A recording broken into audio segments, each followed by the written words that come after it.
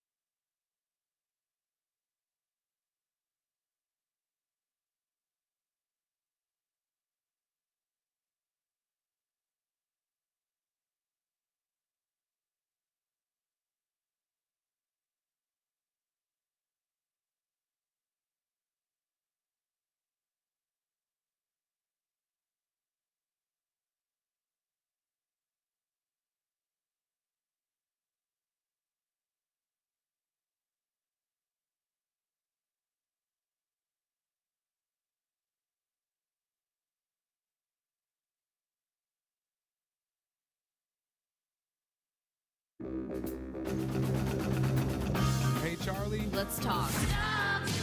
It's the right talk. Charlie? Welcome. This is the Charlie James Show. Now we're talking. News Talk 98.9. WORD. The voice of the Carolinas. And Charlie, what a job you're doing. Where's Charlie? Where's Charlie? Where is Charlie? Because he has done an incredible job. Thank you very much, Charlie. And thank you, sir. We appreciate that. Welcome to your Wednesday edition of the Charlie James Show right here on News Talk 98.9 WORD, the voice of the Carolinas. Glad to have you along with us. And we got a buku of things to talk about today. Of course, we're going to get into all of the stuff that happened last night. Well, first of all, 4:06, we're going to be talking with Representative Ralph Norman about several different topics. Also this afternoon, we'll be talking with Representative Sherry Biggs, and we're going to be talking with Elena Moore from Palmetto State Watch. She's going to tell you about Bill 323, the Senate Bill 323 in Columbia. This was the anti-abortion bill, and we're going to give you some examples of some absolutely gutless, cowardly Republicans that got this bill killed in committee. They got it killed. It was an anti-abortion bill. It's not going to make it to the floor of the Senate because it did not pass, did not get out of the Medical Affairs Committee. We'll run that story down for you. Just another glaring disappointment from our members of the House and Senate there in Columbia, but that comes as no huge surprise to me, and I know it doesn't to you either. Also, there's another theory about why the Republicans were not able to censure Stacey Plaskett yesterday, and this has to do with Representative Corey Mills. We'll tell you about that coming up in just a second. But right now, I told you this last night. I said, listen,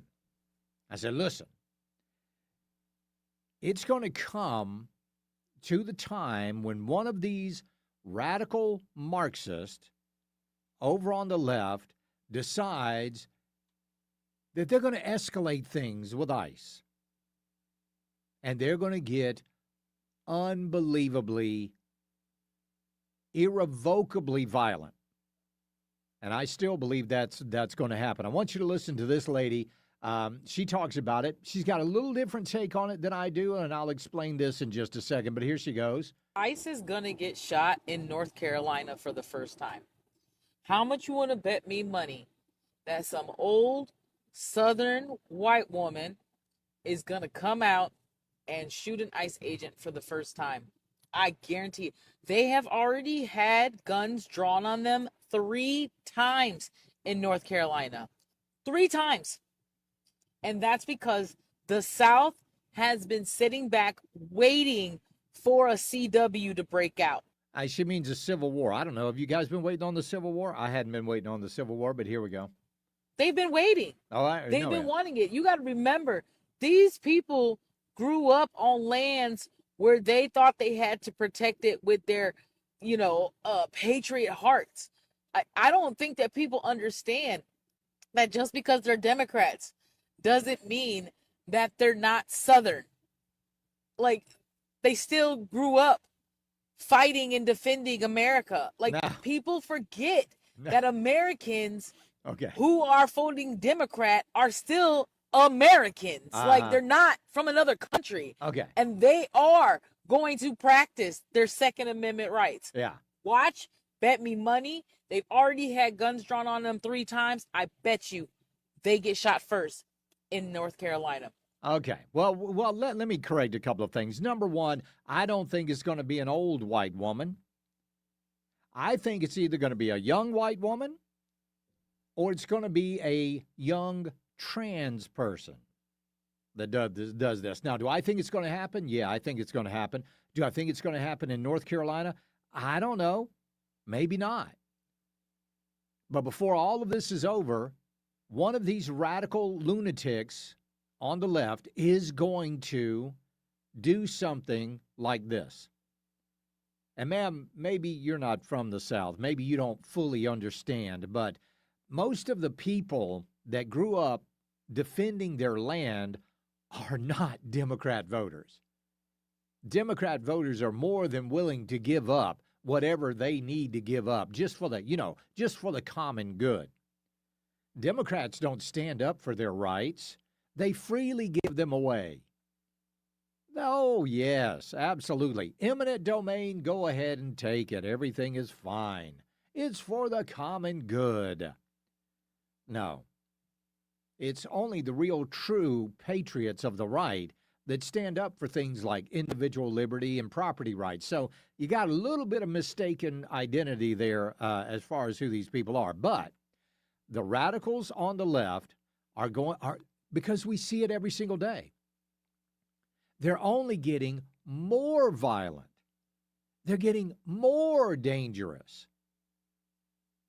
They are aiding and abetting illegal aliens in places like Charlotte, in places like Raleigh.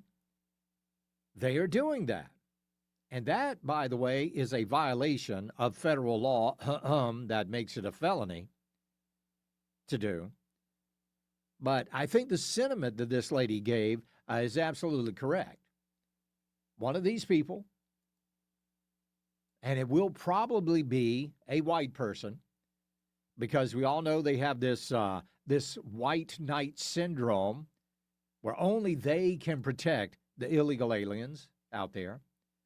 And they've been tasked to do that. Yeah, no, absolutely. It will not surprise me. I hope it doesn't. But it wouldn't surprise me if it happens.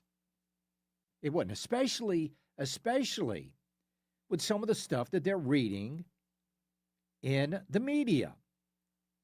Matt Von Swoll is up in North Carolina. He's doing really good work up there, and he has come across a story that was written by, let me just find this. Okay. This is about the Charlotte Observer. The Charlotte Observer, a big newspaper up there in Charlotte. The Charlotte Observer has been using writers paid by left-wing nonprofits to write articles on the immigration raids in Charlotte. Listen to the disclaimer, which nobody reads in the newspaper. Ryan O'Harrell covers our criminal justice in the Charlotte region for the Charlotte Observer. His work is produced with financial support from the nonprofit The Just Trust. The Observer maintains full editorial control of its journalism. Yeah, right.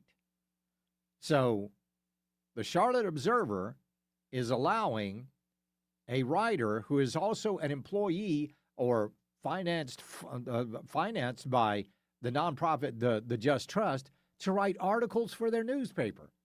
Oh, please, Charlotte Observer. Oh, please tell me how independent journalism is. Tell me how independent your journalists are in Charlotte. Please tell us that. What a bunch of maroons. We'll be right back. It's the Charlie James Show. News Talk 98.9 WRD, the voice of the Carolinas. Not just chatter, local issues that matter. This is the Charlie James Show, On News Talk 98.9 WORD. the voice of the Carolinas.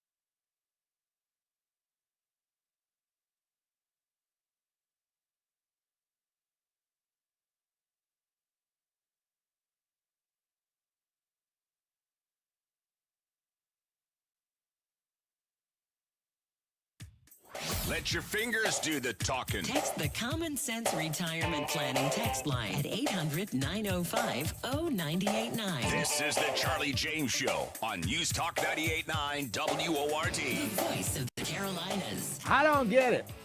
I really don't. It should have been a slam dunk. It should have been a Michael Jordan, top of the key, tongue out slam dunk in censuring Stacey Plaskett. This woman in the Michael Cohen hearing was being directed by Jeffrey Epstein. Not only that, after Jeffrey Epstein pleaded guilty to solicitation of prostitution of a 14-year-old girl and convicted, serving 13 months of an 18-month sentence, Stacey Plaskett, Hakeem Jeffries, and others sought out Jeffrey Epstein for money for their campaigns, you see. Well, even Cenk Uygur over at Young Turks, he couldn't believe this. So I'm on the left, I'm a Democrat, but what the hell was that? That was crazy. So he's apparently got these Congress people on speed dial and he's watching, I read the whole story, of course, and he's watching the entire hearings and he's texting people different directions. Did anybody know that Epstein was running our government? I mean, that was amazing. Did you see? She doesn't know who Rona is, so she misspells it in the text. She thinks it might be an acronym for something, and then she says, Ms. Rona. Rona's her first name. It's Rona Graff, the assistant for Trump. She literally has no idea what she's asking. She's only asking that question because Epstein directed her to ask that question. And all of that is verified. All of that is verified. How do we know? Because the Democrats leaked those emails that were sent out by the Epstein family. So here's Stacey Plaskett taking direction from Jeffrey Epstein in a hearing. And they voted to censure her last night. And that censure vote failed. It failed. And so a lot of people in Washington, they're going, well, we know exactly why. This is Representative Tim Burchett. They did was they cut a deal. They cut a deal on an ethics vote on a Republican, and that's just wrong. If everybody ought to just stand on their own. If it were truly, we don't care whose party these sex offenders and all this other stuff are in. We're going after them. Then we start cutting deals. To me, it's really disgusting. So, and that all has to do with Representative Corey Mills. So the deal was, hey, here's what we'll do. Here's what we'll do, Democrats. We will not censure Stacey Plaskett, and you guys don't go after Corey Mills. That was the deal. Even Representative Anna Paulina Luna talked about it on the House floor. I was wondering if the Speaker of the House of Representatives can explain why leadership on both sides, both Democrat and Republican, are cutting back-end deals to cover up public corruption in the House of Representatives from both Republican and Democrat members of Congress. The gentlelady has not stated a proper parliamentary inquiry. Thank you very much, but I think the American people know what happened tonight. So a deal was made. A deal was made. This is how dirty Washington is. So in order to not have an ethics complaint investigation into Representative Corey Mills, they cut a deal. Folks, I don't send people to Washington to do this. I do not send people to Washington to cut deals like this. So to save Corey Mills' neck, they are going to keep Stacey Plaskett on all of her committee assignments. Now, remember, she's a delegate. She's not technically a congresswoman, even though she's in Congress. She's a delegate from the Virgin Islands. Now, she can vote in committee. She just can't vote on the House floor. So they're going to keep her on all of her committee assignments. This woman who is obviously jeopardized by Jeffrey Epstein. Obviously, he's directing her questioning during the Michael Cohen hearing. And they cut a deal? I don't know how we win if you do that. I don't know. Right? So it really is disgusting. Listen, Tim Burchett is right. Let everybody stand on their own. If Corey Mills did something and it was unethical, then Corey Mills needs to face the music. But he shouldn't be exempted from facing the music just because the Republicans or anybody else. Listen, if we got bad members of Congress, we got to get them out. I don't care what side they're on. If you're a bad Republican member of Congress, you got to go. Let's get a good one in there. You're just taking up space now. That is dirty. It is absolutely dirty. They cut this deal. But that's the way Washington works, y'all. That's the way it works. So it makes you wonder. It does make you wonder what other deals they've cut. What other deals have these people cut in Washington? Right? At our expense. That's the big thing. At our expense. Representative Anna Paulina Luna said the Plaskett censure failed because House leadership exchanged that censure failure for the withdrawal of a vote to censure and refer Corey Mills to the House Ethics for investigation. The swamp protects itself. Yup. You're exactly right. You're exactly right. So 2 hours ago, Representative Nancy Mace said, we are forcing a vote to censure Representative Corey Mills for alleged stolen valor, shady arms deals he's been investigated for, and purported abuse towards women. You either stand with our soldiers or you stand against them. You either stand for integrity or you stand up for corruption. Either you protect women or support abuse against them. This was an easy vote. Hold the line. That was from Representative Nancy Mace. She also says we are urging Speaker Johnson to strip Representative Corey Mills of his committee assignments. Representative Mills' record is tainted by allegations of stolen valor, domestic abuse, and arms deal with the U.S. government and foreign nations while serving in Congress. This is a man who should not be sitting in the House Armed Services Committee or the Committee on Foreign Affairs. Now, investigate him. See what happens. Let's find out. If he's guilty, he's guilty. He got to go. If he's not guilty, well, prove him not. Let him, be proven not guilty. But to have this sacrificial lamb in Stacey Plaskett, no. I don't like that one little bit. I really don't. Coming up at 4:06, we're going to be talking with Representative Ralph Norman about closing the primaries here in South Carolina. You know, he's running for governor in this state, and you have to wonder, we've only been talking about closing the primaries for 19 years around this place. When will it actually be done? Also, we'll talk with Representative Sherry Biggs about that video that the Democrats put out telling members of our military to disobey orders. That's pretty amazing. Also, here in South Carolina, an anti-abortion bill, S323, has failed the Senate Medical Affairs Subcommittee, and it's because we had some gutless Republicans in Columbia. Ooh, man. We got a lot to do today, so you guys sit back. It's the Charlie James Show. News Talk 98.9 WORD, the voice of the Carolinas. 15 minutes of breaking news and stimulating talk begins every hour, every afternoon on the Charlie James Show. News Talk 98.9 WORD. The voice of the Carolinas.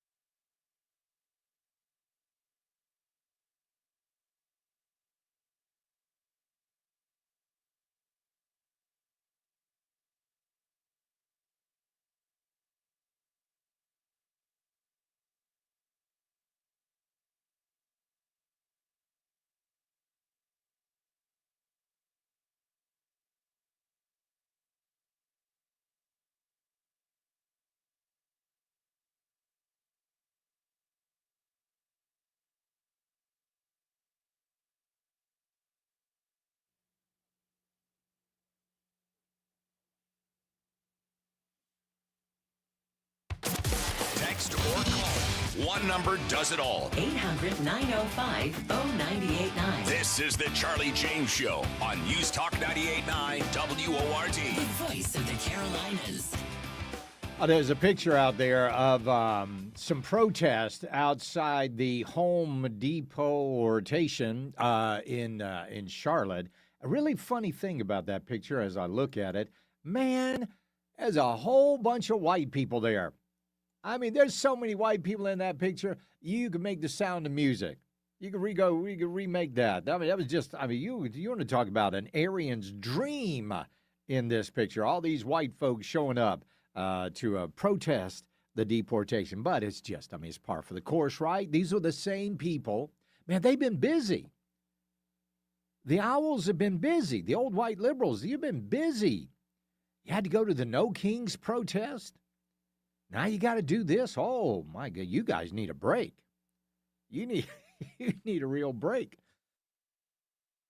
Why don't you listen to this reporter in Charlotte and see if anything sticks out in your mind when you hear her story. Here we go. Are you ready?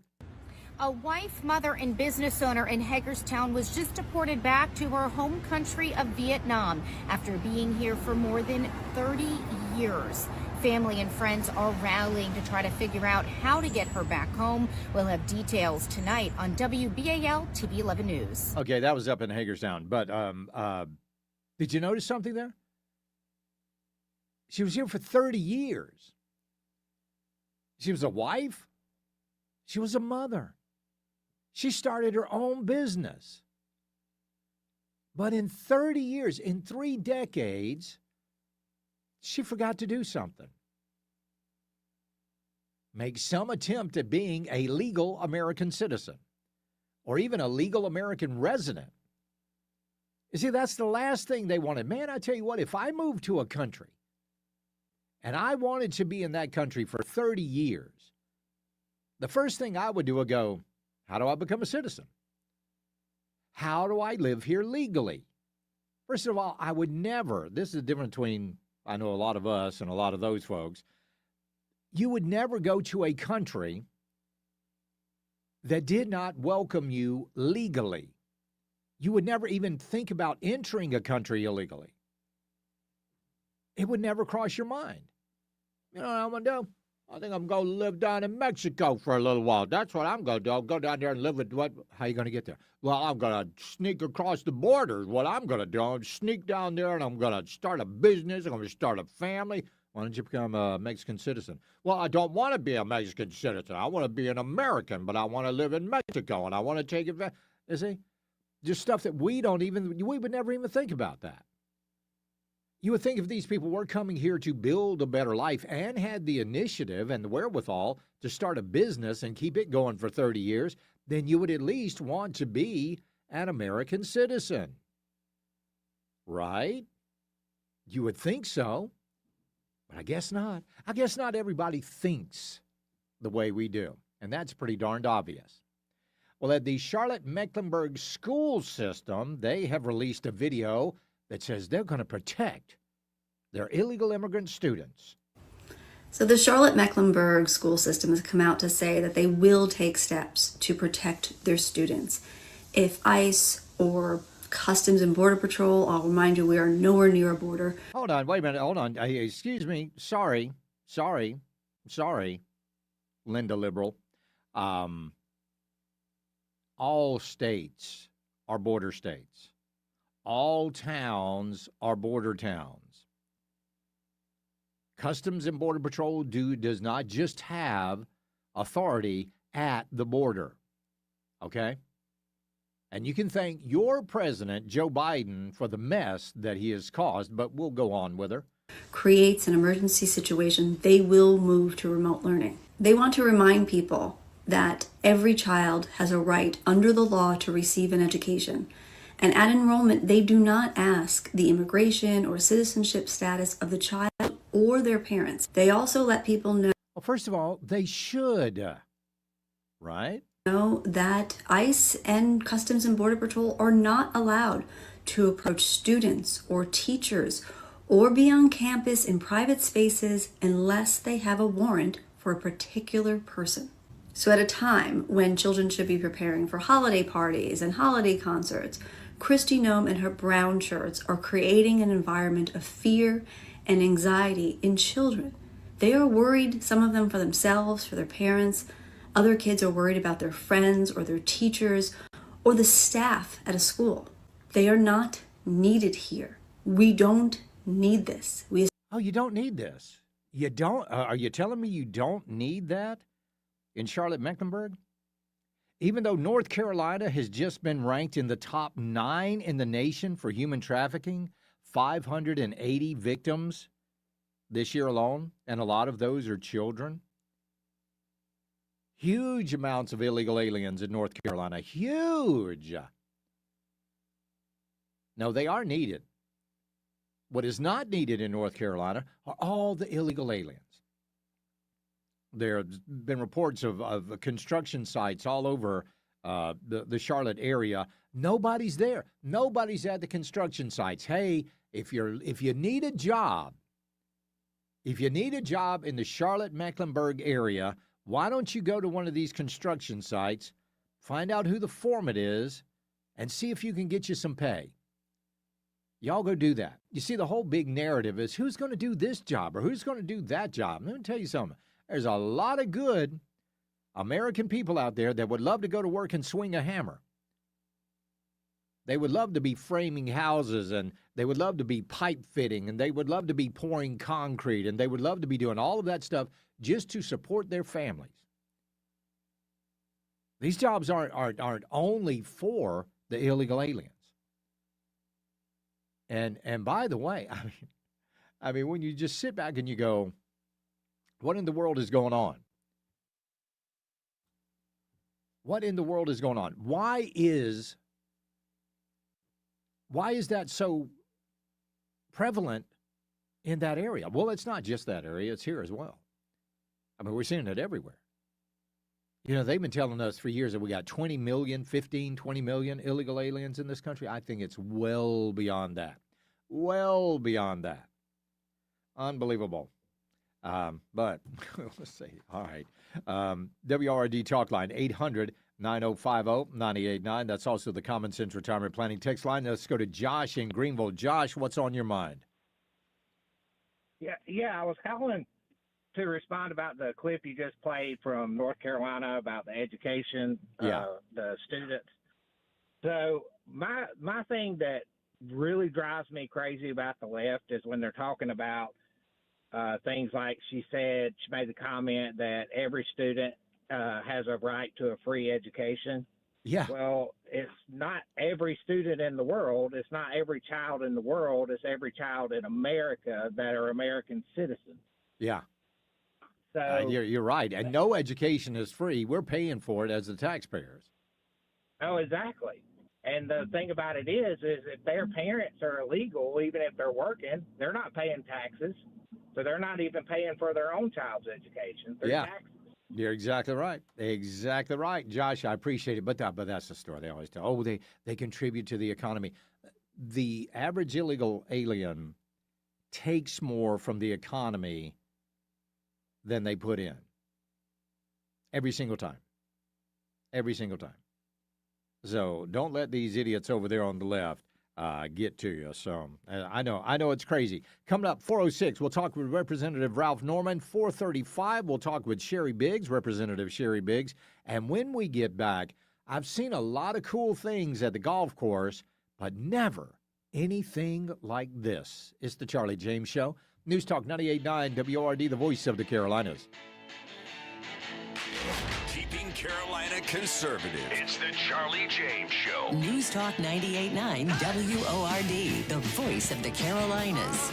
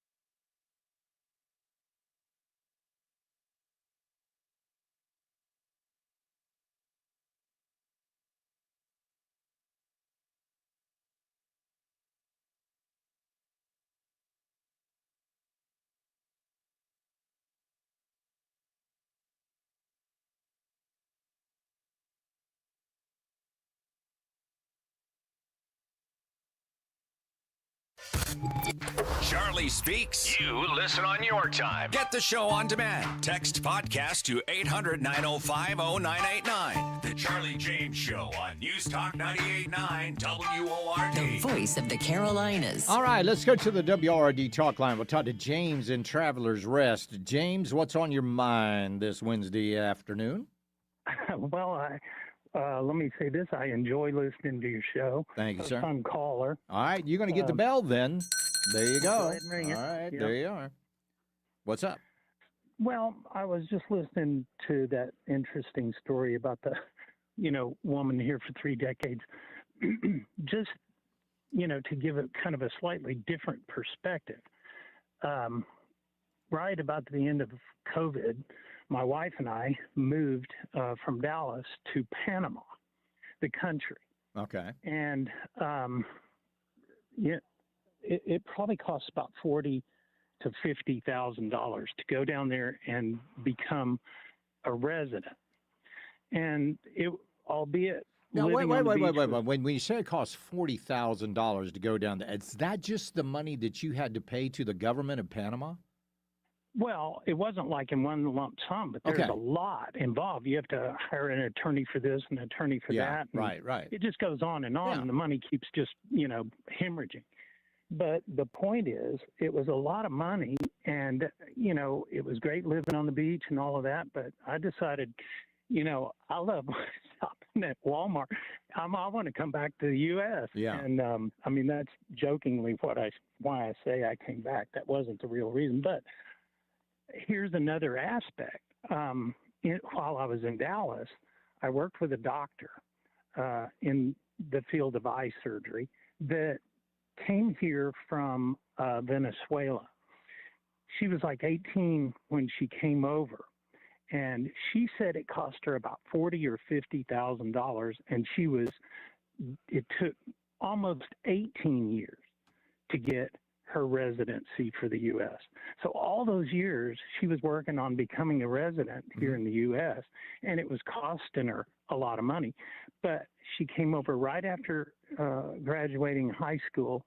She, got her degrees here.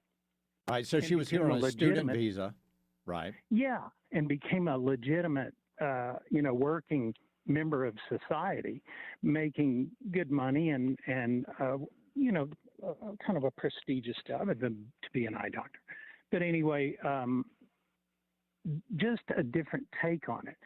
And I'm not saying that I agree with that woman moving over here and not going through the process, because I don't.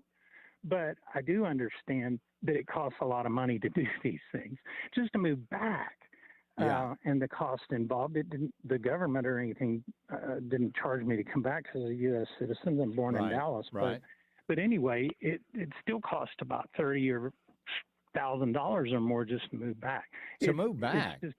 It's expensive. Wow. Yeah, and that wasn't involved in buying or paying attorney fees or anything like that. That was just the money it cost to move back to the U.S. when all you got is suitcases full of clothes. Yeah. Yeah, interesting. But now, listen, nobody is arguing the fact that something needs to be done about our immigration system. Did you know that we have not had a new immigration law since the George W. Bush administration? I wouldn't doubt it. Yeah. I would not doubt Everything else has been policy. Well, welcome back, James. We certainly appreciate you being here. All right, folks, I've seen a lot of cool things on the golf course, nature-wise. I've seen foxes. I've seen fox squirrels. I had a fox squirrel steal an apple out of my golf cart one day. I saw the white squirrels of Brevard, which was very, very cool. I've seen many, many snakes. I've seen a rattlesnake, saw an actual coral snake one time. But I've never seen anything like what was seen at the old Toccoa Farm Golf Course in Toccoa, Georgia. They had to halt play the other day because the fairways were covered with bald eagles. And I'm talking hundreds and hundreds of bald eagles decided to light down on this one hole at the Old Sequoia Farm Golf Course over in Georgia, and they just made their home there for a little while. So they halted play, and they let the birds, and eventually the birds did leave. The Eagles did leave, but man, I could not imagine a more glorious sight. And when I say hundreds, I'm not talking about 800 or 200. It looks like to be about 500 bald eagles at that golf course. It was absolutely amazing. I have posted, or I have reposted the video of it over on my Twitter site, over at X. You can check it out. All you got to do is go to @CharlieOnAir. That's @CharlieOnAir to see that spectacular sight. I'm telling you what, I've seen a bald eagle, gosh, I would imagine maybe 10 times in my life. Maybe a little more than that, but about the last time I saw it was right after Helene. Right after Helene, I had to go buy a chainsaw, and I was coming back home, and there was a bald eagle flying right in front of my car. And I thought that was the coolest thing. Before that, I saw a bald eagle. We had one that used to live on the near the 18th tee box over there at Carolina Springs Golf Club. He was over in the tree between the 17th green and the 18th tee box, and he was always in the trees over there. But I tell you what, there is really nothing more majestic than seeing a bald eagle.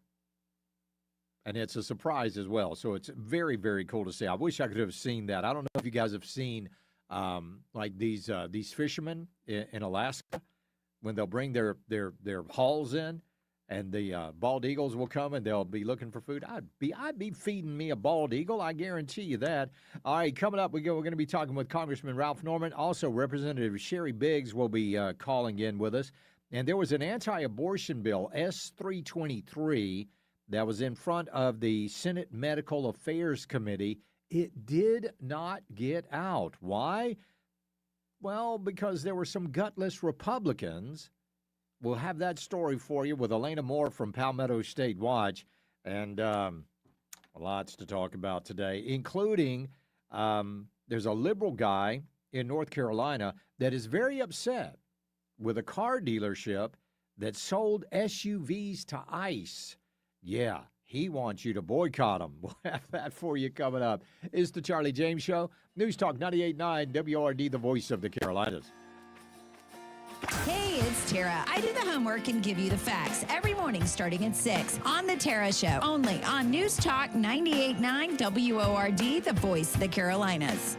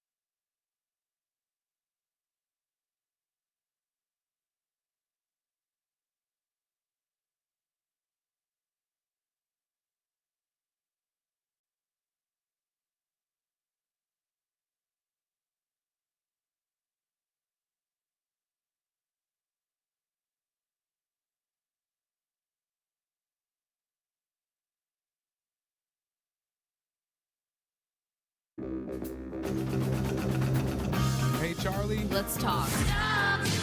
It's the right talk.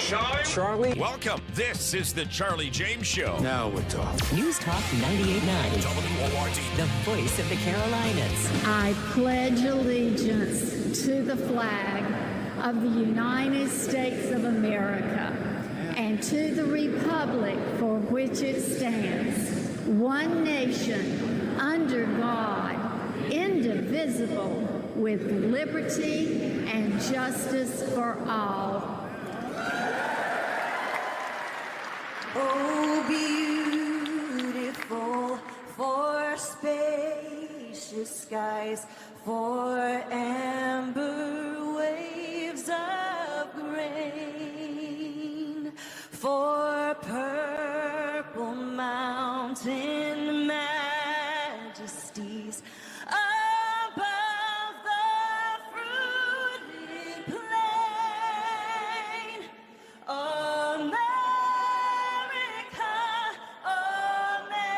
America, God shed his grace on thee and crown thy good with brotherhood from sea to shining sea.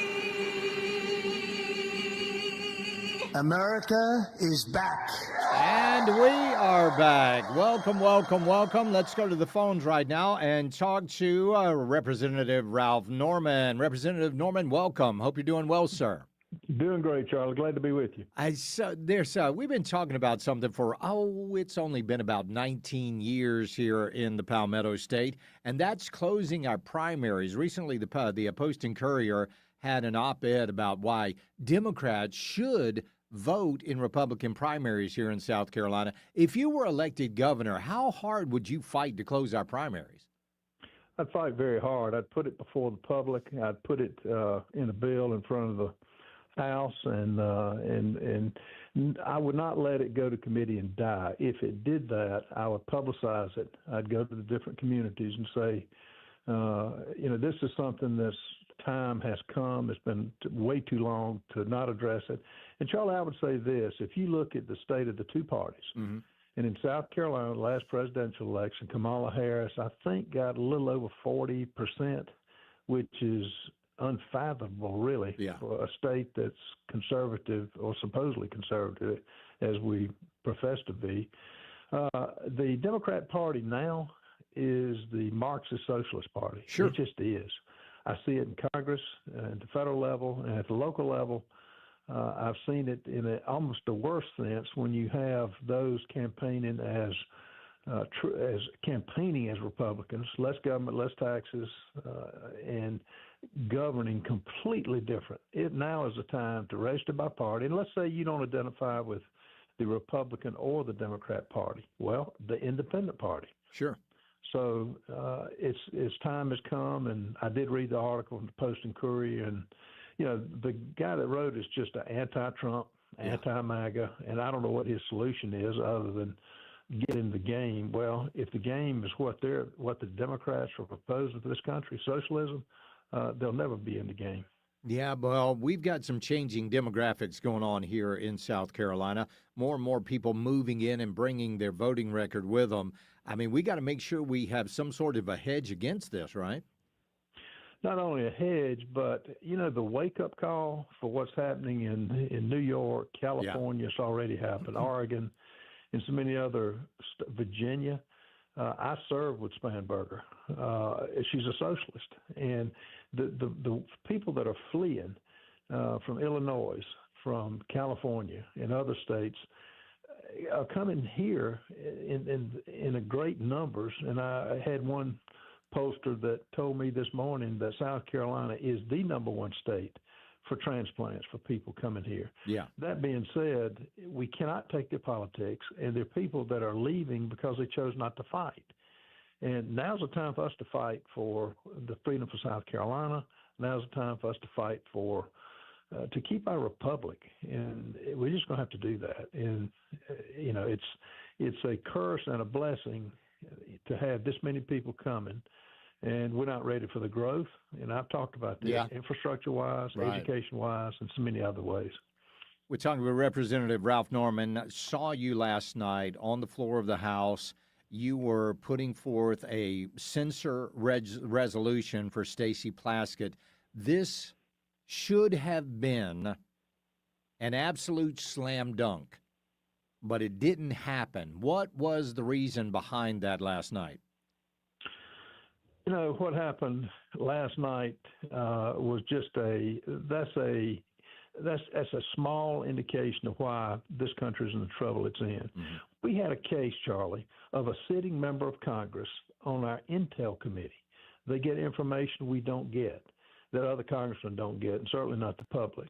11 years she served as a delegate from the Virgin Islands, took money from a convicted pedophile who served time in 2018,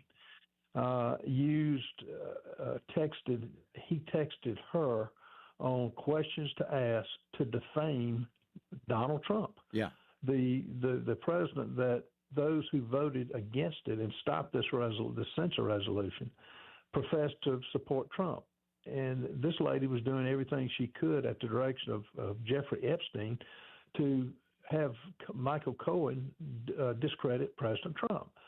And I'm going to address the caucus when I get back to you. We come back after Thanksgiving. This is a turning point to me because the Republican Party just failed us. You know, you had 3 voting present. You had 3 voting against the censure, and then you had some that just didn't show up. Right. I mean, how bad is that? It just is. And we got the same problem in South Carolina. Yes. If we don't stand up now, you know, the future will not look bright if we don't do that. You're exactly right. Anna Paulina Luna and Tim Burchett, they say that this had to do with some sort of a deal made by leadership that if they killed the Stacey Plaskett censure, then the Democrats agree not to file ethics complaints against Representative Corey Mills. Have you heard about this? That's exactly what happened. Yeah. They had it pre-planned. This was a trap they set. The minute it went down on the vote, they pulled the censure resolution on Corey Mills. I went to Corey. I like Corey. And I said, Corey, I wasn't going to sell you out on this. I would not censor you. Yeah. And it may seem to fly in the face of the censure of Plaskett, but Plaskett was totally different. Now, Nancy Mace is on the floor today, put up another censure resolution, and we'll look at the facts. But bottom line is, for a sitting member of Congress in the name of Miss Plaskett to take money from a pedophile, take emails, and continually to ask questions that Epstein gave her, there's no excuse for it. You're exactly right. Another thing, by the way, we're talking with Representative Ralph Norman. 6 Democrats put out a video over the past couple of days telling members of our military to not follow direct orders. This sounds a little, I don't know, insurrection-y to me. How about you? Well, it is an insurrection. I mean, you're advocating to go against a president who's making the country safer. He's in Charlotte. The ICE agents are in Charlotte, North Carolina. Yeah. That's 130 convicted, those with criminal records. Now, you're talking about something illegal. What about the raid on President Trump's house where they blocked out the cameras and raided his house? Yeah. How's that legal? Exactly right. It's just Trump derangement syndrome is all Sure. it is. And, Sure.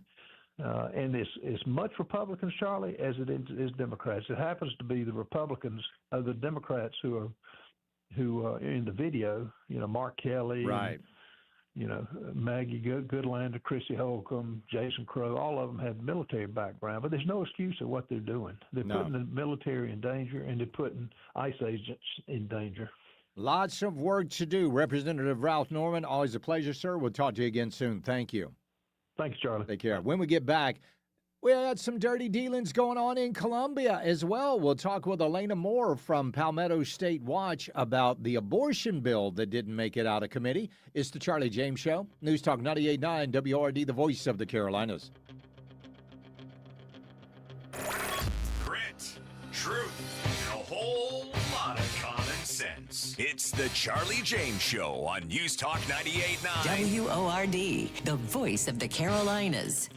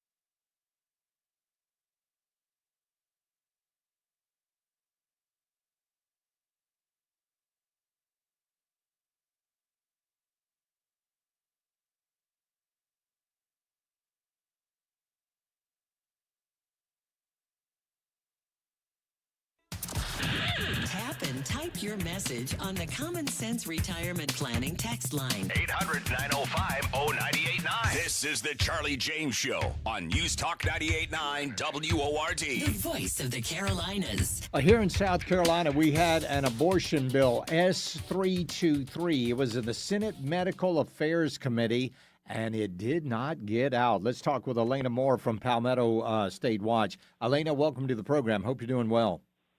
I'm doing well. Thank you so much for having me on, Charlie. 9 members of the Medical Affairs Committee, 6 Republicans, 3 Democrats, and this bill does not get out of committee? Not even close. 4 Republicans abstained from the vote, while only 2 voted to pass it, and the 3 Democrats voted against it. So it failed 3-2, but there were 4 missing votes. Yeah, and those were Senator Billy Garrett, Matt Lieber, Jeffrey Zell, and Tom Corbin, right? That's correct. So, I mean, did they give any reason, any explanation why they're there? They're being paid by the taxpayers, that they don't vote on a bill like this? There were multiple reasons that were kind of given throughout the hearing. It lasted several hours yesterday, started around 2 p.m. I believe the final vote came a little after 5 o'clock. And what ended up happening was a lot of these Republicans that didn't vote were offering up amendments. One offered up an amendment, Senator Billy Garrett. He offered up one of the first ones to gut S323 by removing all civil and criminal penalties for the abortion. The author of the bill, Senator Richard Cash, spoke in opposition of it, saying that it would incentivize to do abortions at home through the rise of mail-in order abortion pills. Yeah. And he said that in 2024, South Carolina reported 84% of abortions took place at home through the mail-in medication. So Richard Cash actually made a great point in comparing anti-abortion law without penalty to having a speed limit without ticketing, saying it's really just a suggestion. And that the vote in favor for this bill was Tom Corbin, Jeffrey Zell, Billy Garrett, and Tom Fernandez. So most of those senators that ended up abstaining from the vote voted to gut the bill. And those that voted against were the others as well. So that ended up going on a lot yesterday, where they were offering up really watered down amendments to either deleting sections. I know Senator Corbin offered up an amendment to delete certain sections, and then as Billy Garrett offered some to gut as well. So what it seemed that most of these Republicans had issues with was the entire crux of the bill, which was adding those civil and criminal penalties to abortion. So then why make abortion illegal?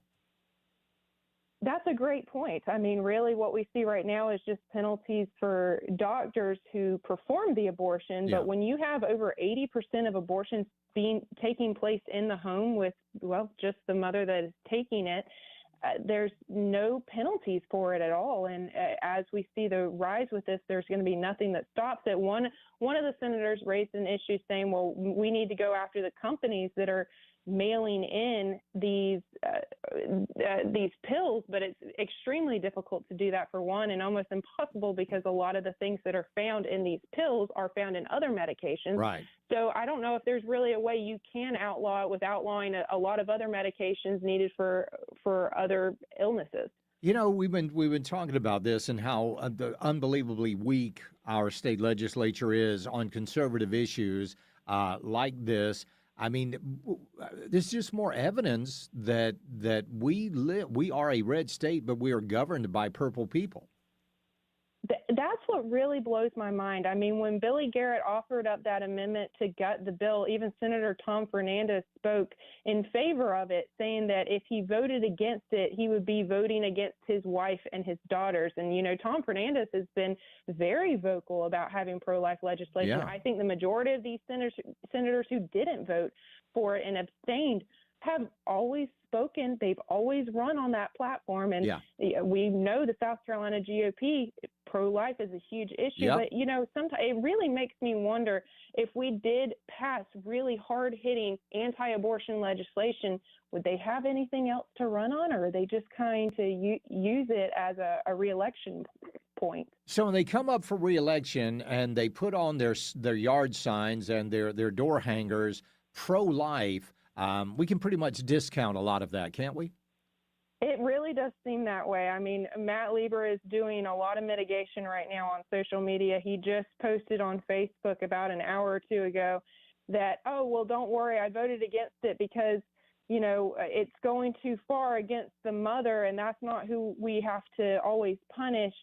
So we need to pass another piece of legislation that the Republicans are working on pre-filing right now that would just change the definition of when a child is conceived, aka not really doing much. Yeah, exactly right. I mean, just absolutely one disappointment after another.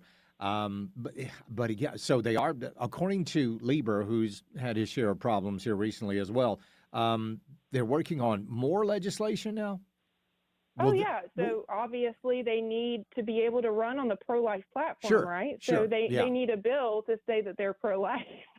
You know, Elena, I always say we're one of the few states in our union where we can't blame our problems on the Democrats, right?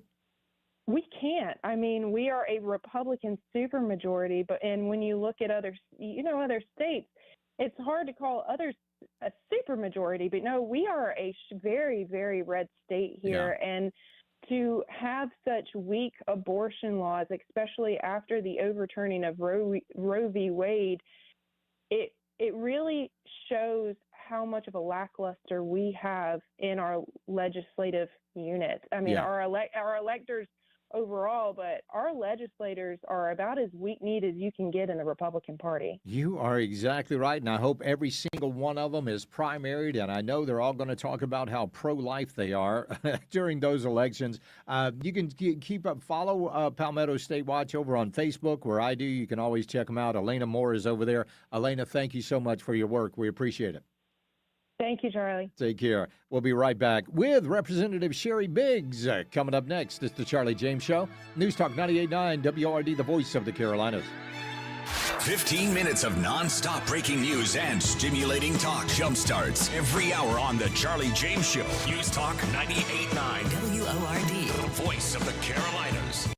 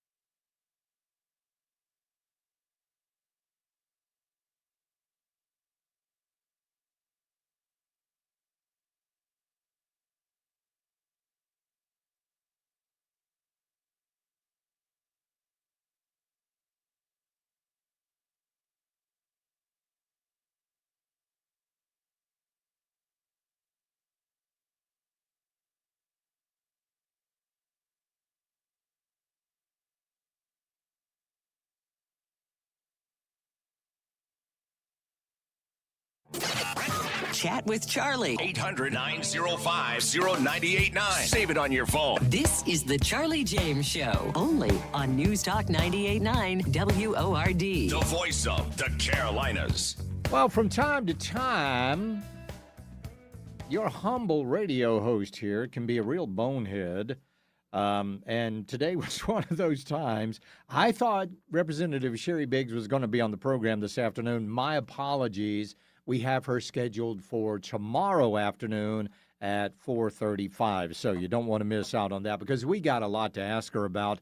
And I tell you what, she is, this is a woman that has got a 100% Freedom Index score over in the 3rd Congressional District, and that's pretty darned impressive.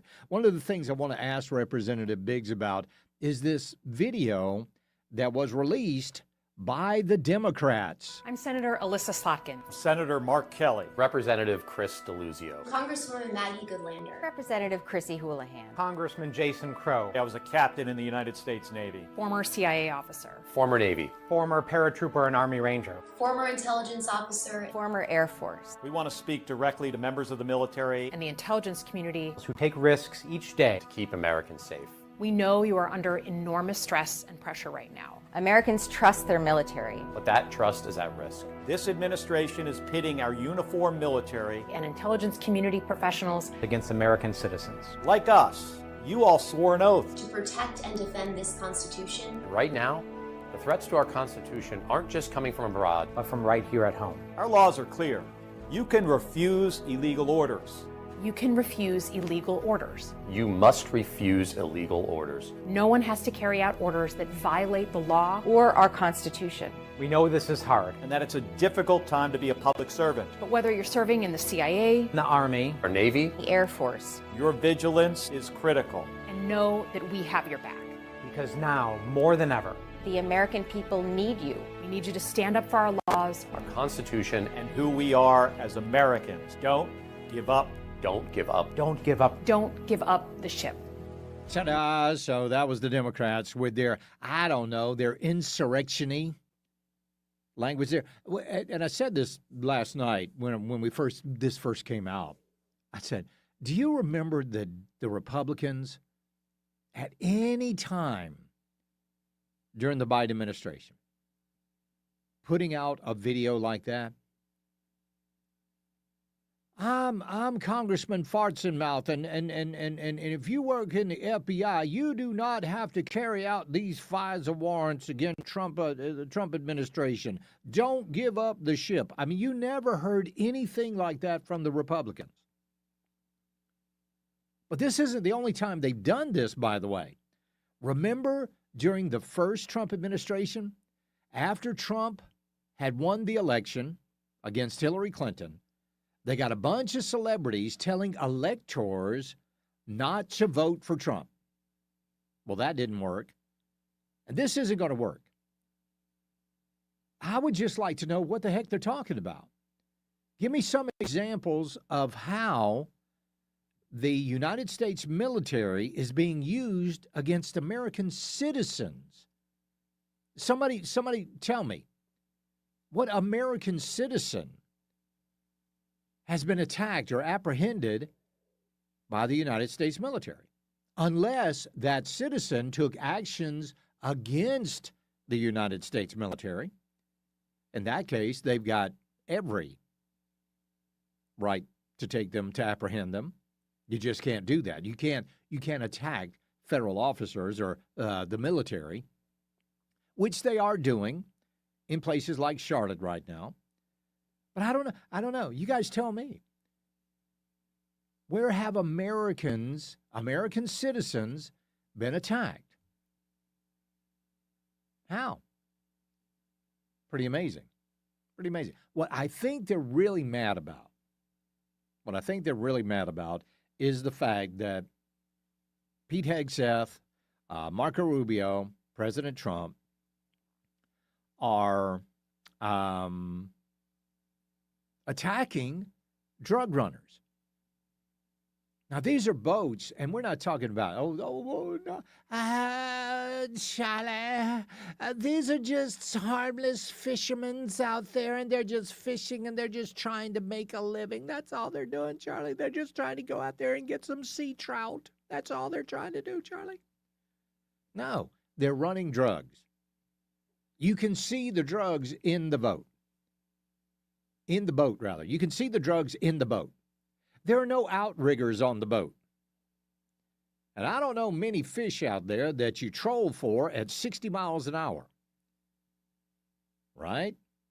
Not at that high speed. I know some fish out there like kingfish and some marlin, you have to go at a pretty high rate of speed, but still, you don't do it in those boats. Those are not fishing boats that they're attacking. These are drug-running boats who are sending drugs to our shores to send to your children. That's where they want them.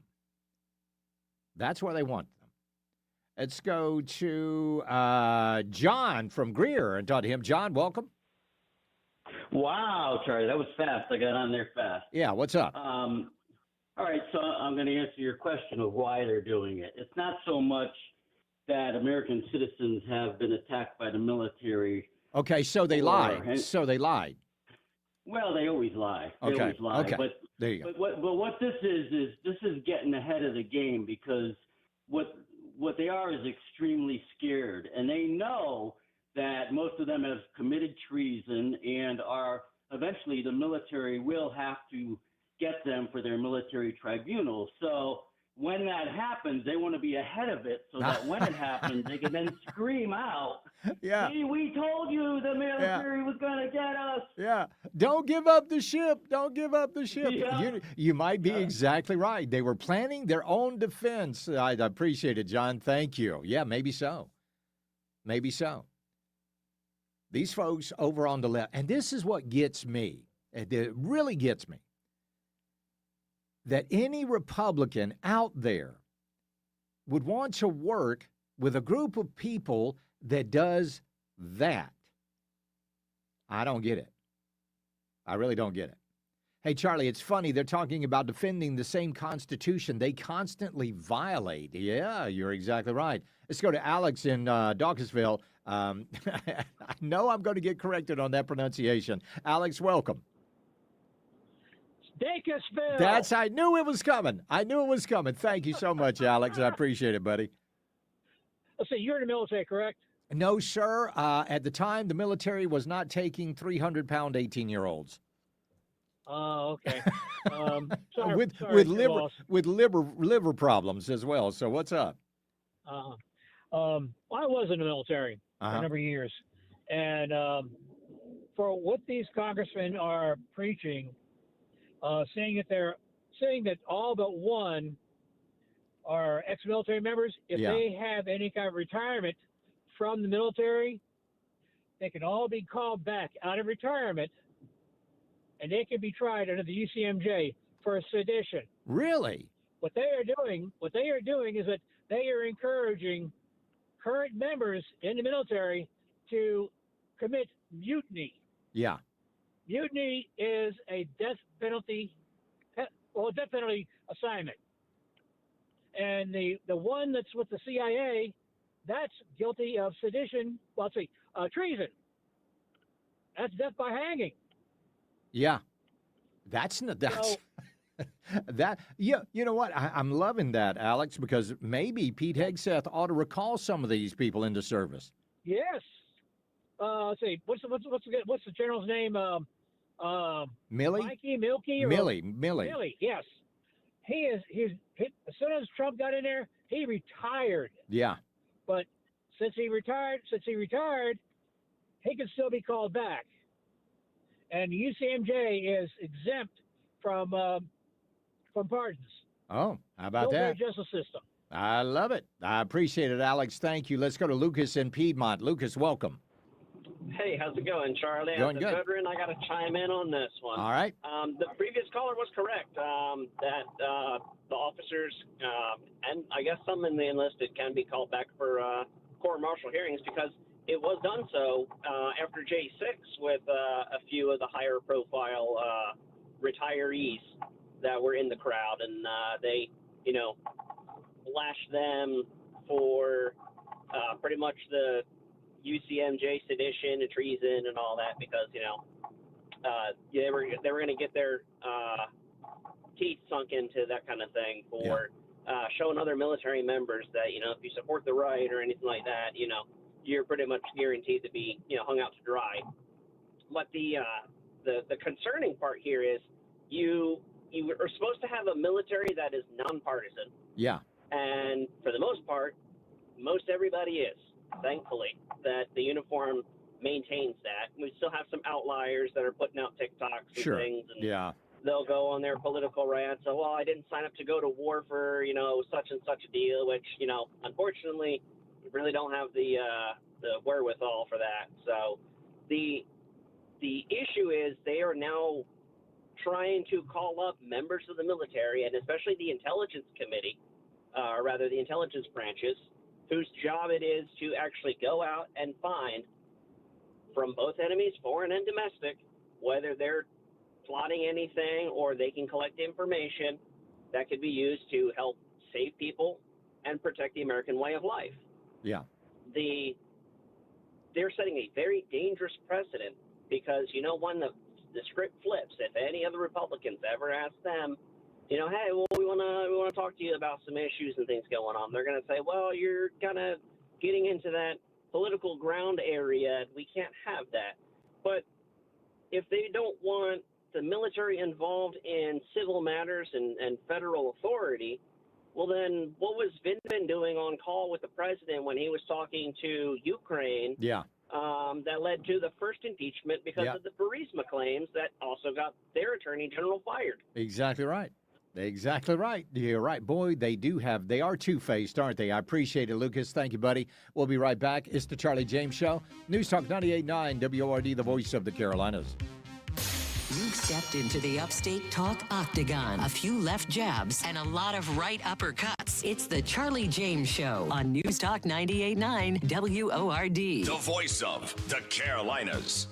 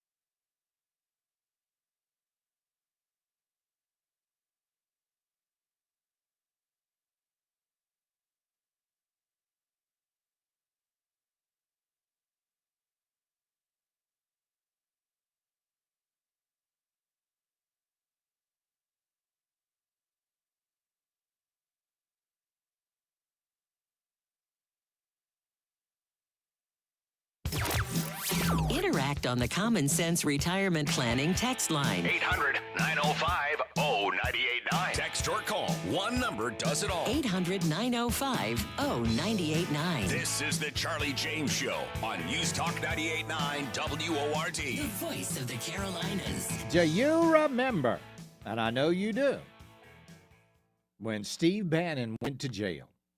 You remember that? That's one of my big sticking points with Nancy Mace is she voted to have Steve Bannon thrown in jail. It wasn't just him. Peter Navarro went to jail. George Papadopoulos went to jail. They tried to throw Jerome Corsi in jail. General Flynn, so many others. But the reason that Steve Bannon and Peter Navarro went to jail was because they refused a subpoena for the January 6th committee. Now, folks, this was a bogus committee. They followed none of the rules for committees like this, and it was mainly because, the leadership at the time allowed that to happen. But they sent them to jail because they defied a subpoena. We got a couple of other people out there that are defying subpoenas right now.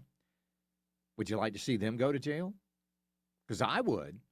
I mean, if we are, apples to apples, then Bill and Hillary Clinton should go to jail just like Steve Bannon did and just like Peter Navarro did. Because they have done the same thing. Bill and Hillary Clinton are refusing to comply with House Oversight Committee subpoenas, ordering them to sit for depositions about their ties to financier to the elite and convicted pedophile Jeffrey Epstein. This is from Modernity. Representative Anna Paulina Luna broke the news on Monday, stating that Bill and Hillary Clinton are refusing to appear before House Oversight for their depositions regarding Jeffrey Epstein. Notice how House Democrats suddenly have nothing to say about it. The subpoenas were issued back in August by Chairman James Comer. He said Hillary's deposition for October the 9th and Bill's for October the 14th. Well, their attorneys requested delays, and now the Clintons are stonewalling completely. Comer has long flagged Bill Clinton as a prime suspect, citing more than 20 flights on the Lolita Express, multiple trips to Epstein's Island, and at least 17 visits by Epstein to the Clinton White House. The Clintons' defiance stands in stark contrast to President Trump's aggressive push for total transparency. Trump labeled the entire Epstein controversy a Democrat hoax designed to smear Republicans and demand the immediate release of every file, and the Senate voted to do that last night as well. House Republicans should vote to release the Epstein files, he said. And these people, the Clintons, are stonewalling a subpoena. Representative Comer talked about that over on Real America's Voice. Mr. Chairman, there are two very important people that you subpoenaed early on, or excuse me, that you asked to voluntarily cooperate. They didn't schedule their interviews. Now there's a subpoena. But Bill and Hillary Clinton, if they continue to duck you, will you take them to court? Will you try to enforce a subpoena? Will you go the Steve Bannon and Peter Navarro route? 100%. We're going to go that route. We expect to hear from Bill and Hillary Clinton. Look, Donald Trump's answered questions for years about Jeffrey Epstein. Every day he gets asked questions about Epstein, and he answers them in front of the American people. We've subpoenaed Republicans and Democrats. Two Republicans have come forward, Bill Barr and Alex Acosta. They did interviews and deposition, and those were tough, but they did them. They didn't back down. Other Democrats have sent letters that saying they knew nothing about Epstein, which would hold in court if something ever comes out that they did know something, then they've committed perjury there. But the Clintons have never responded. They're the one group in this investigation that's never had to answer questions in front of a credible reporter, and they've never certainly answered questions from attorneys or members of Congress. So we expect the Clintons to come in, or I expect the Clintons to be met with the same fate that Bannon and Navarro were met with from the. And they should be. They absolutely should be dealt with exactly, because remember, like the Democrats like to say, no one is above the law, not even the Clintons. We'll be right back. It's the Charlie James Show. News Talk 98.9 WORD, the voice of the Carolinas. Giving the left heartburn. Afternoons 3 to 7. It's the Charlie James Show on News Talk 98.9 WORD, the voice of the Carolinas.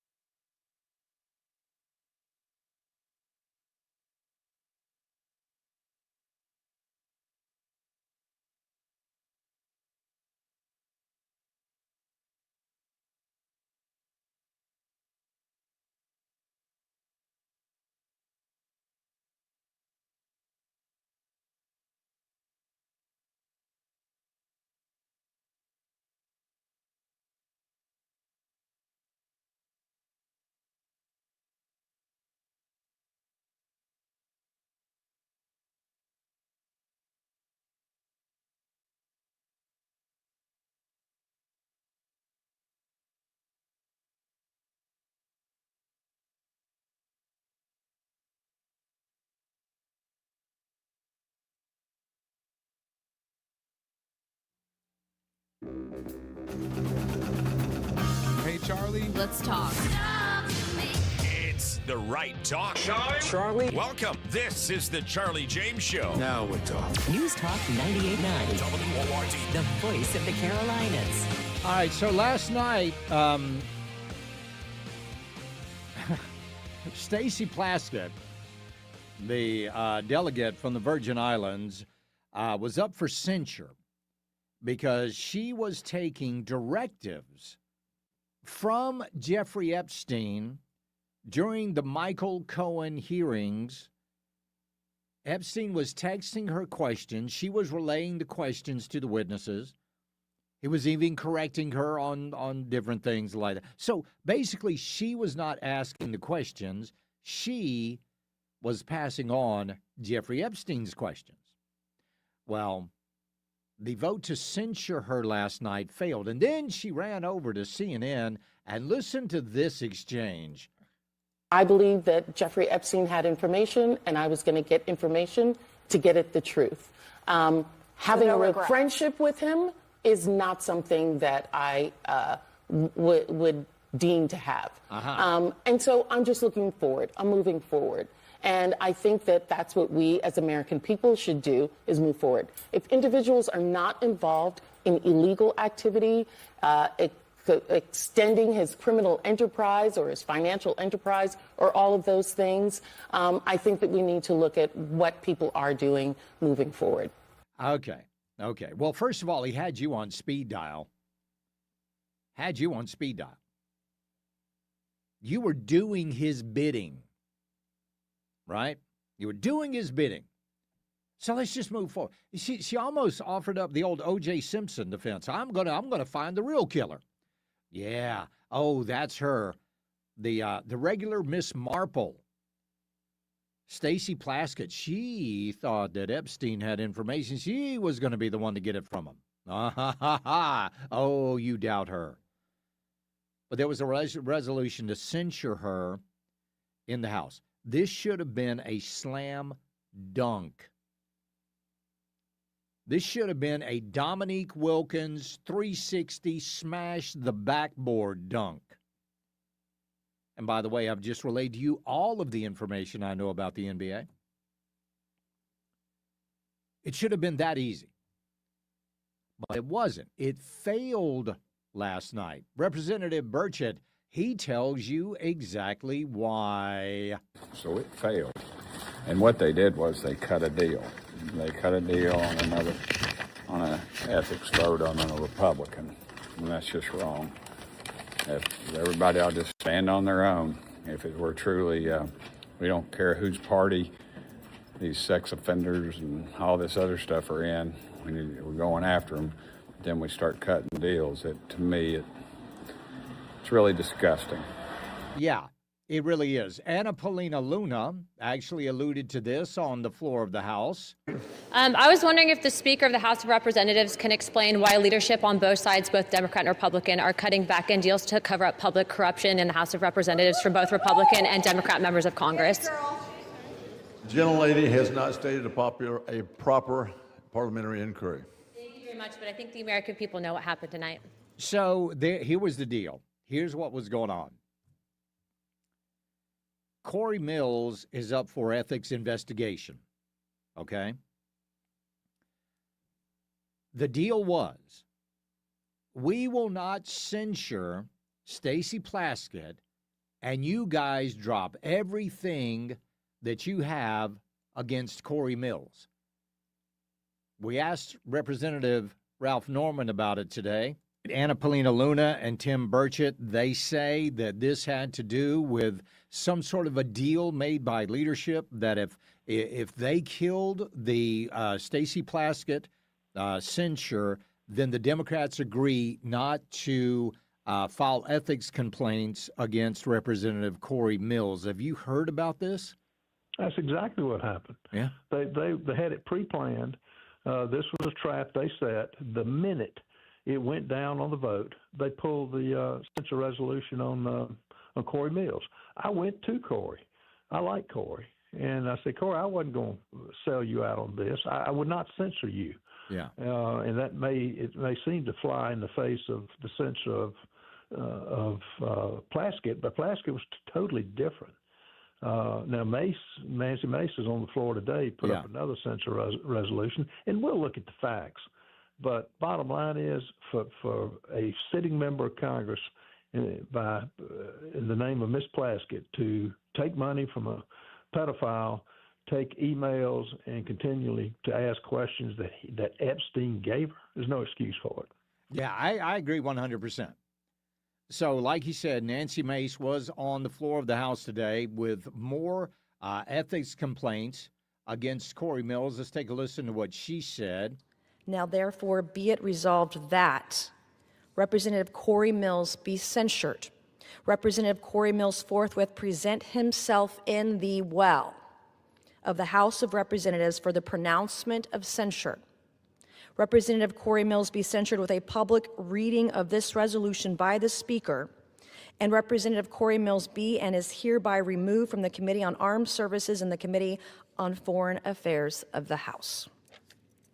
So that was Nancy Mace calling for the censure of Corey Mills, who she said was guilty of stolen valor, and also had some other dealings as far as gun sales or arms sales and things like that while he was a member of Congress. She says she's got a video. Okay, now here's the deal. If Nancy Mace has the video of Corey Mills, she should just release it. But she went on social media and said, hey, I have the video. Should I release it? And I think that's childish. If you have the video, release it. Everybody would love to see it. If not, you need to be quiet about it. But again, a lot of people are very upset that this deal was made. It was a backroom deal. And the American people, especially on the Republican side, I know I am, I'm getting sick and tired of these backroom deals. If Corey Mills is innocent, let him be proven innocent. If he is guilty, let him be proven guilty. And let the chips fall where they may. We'll be right back. It's the Charlie James Show. News Talk 98.9 WRD, the voice of the Carolinas. 15 minutes of breaking news and stimulating talk begins every hour, every afternoon on The Charlie James Show. News Talk 98.9 WORD, the voice of the Carolinas.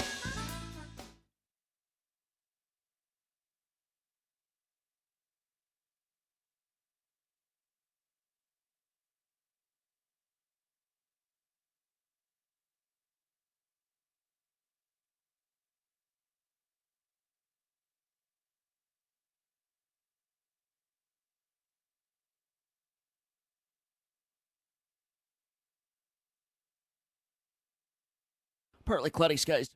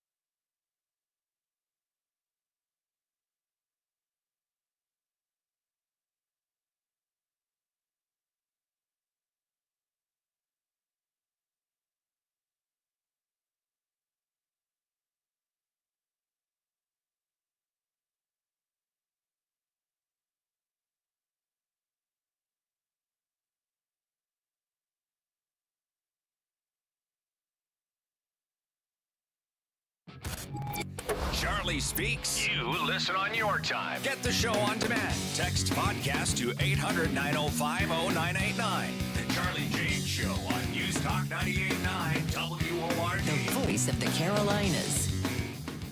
And welcome back to the program. I'm just replying to a text here.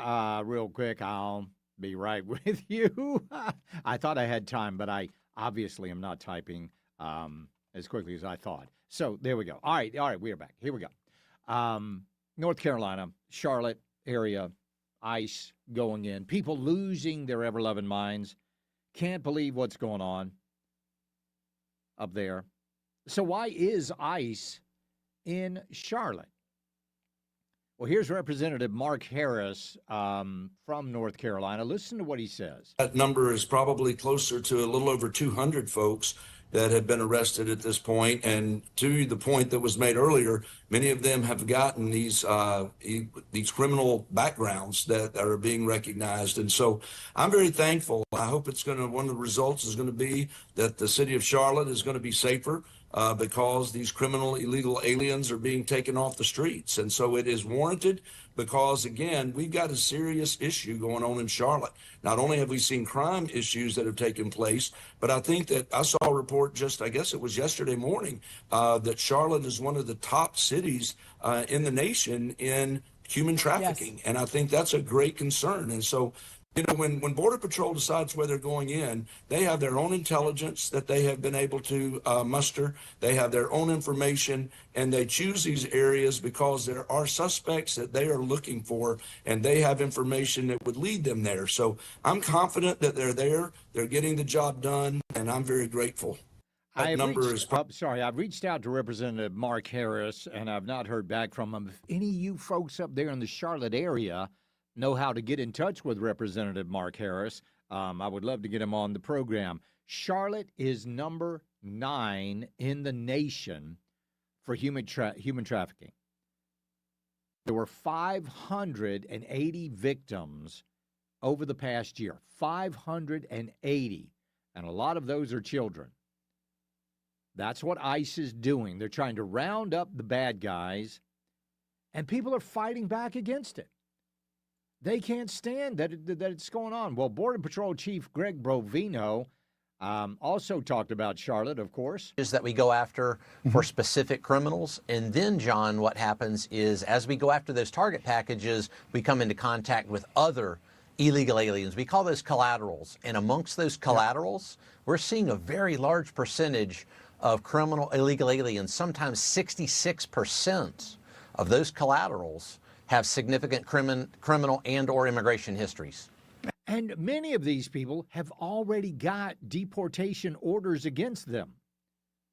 Some of them have several deportation orders against them. A lot of these people now think about this. They actually rounded up, and this was just on the first day that ICE was on the ground in Charlotte, Saturday. They actually caught a guy who had been released for murder. Yeah, the M word, murder. And the reason that they released him, and this is happening all over this country. We've got liberal judges out there that rather than send somebody to jail, they will release them so that they don't have to hold them on an ICE detainer. Murderers, assault with a deadly weapon, arms violations. I mean, the list went on and on and on. But that is the danger. The single biggest danger we have in this country right now are radical, leftist, Marxist judges that are sitting on the bench more than willing to let dangerous criminals walk our streets than to hand them over to immigration. That's a major problem. But we've been seeing these people, they're probably going to be protesting tonight, waving flags of other countries in Charlotte and probably up there in Raleigh as well. I saw him last night waving the Mexican flag, waving the Cuban flag. Yeah, that's a great, good choice on the Cuban flag there, pal. You really showed how you feel. Waving all of these flags from other countries because we're trying to get the illegal aliens out. Pretty amazing. And as we've been telling you, it is my full belief that because we've seen how radical the left is, they have gone way, way over there. They're going to do something.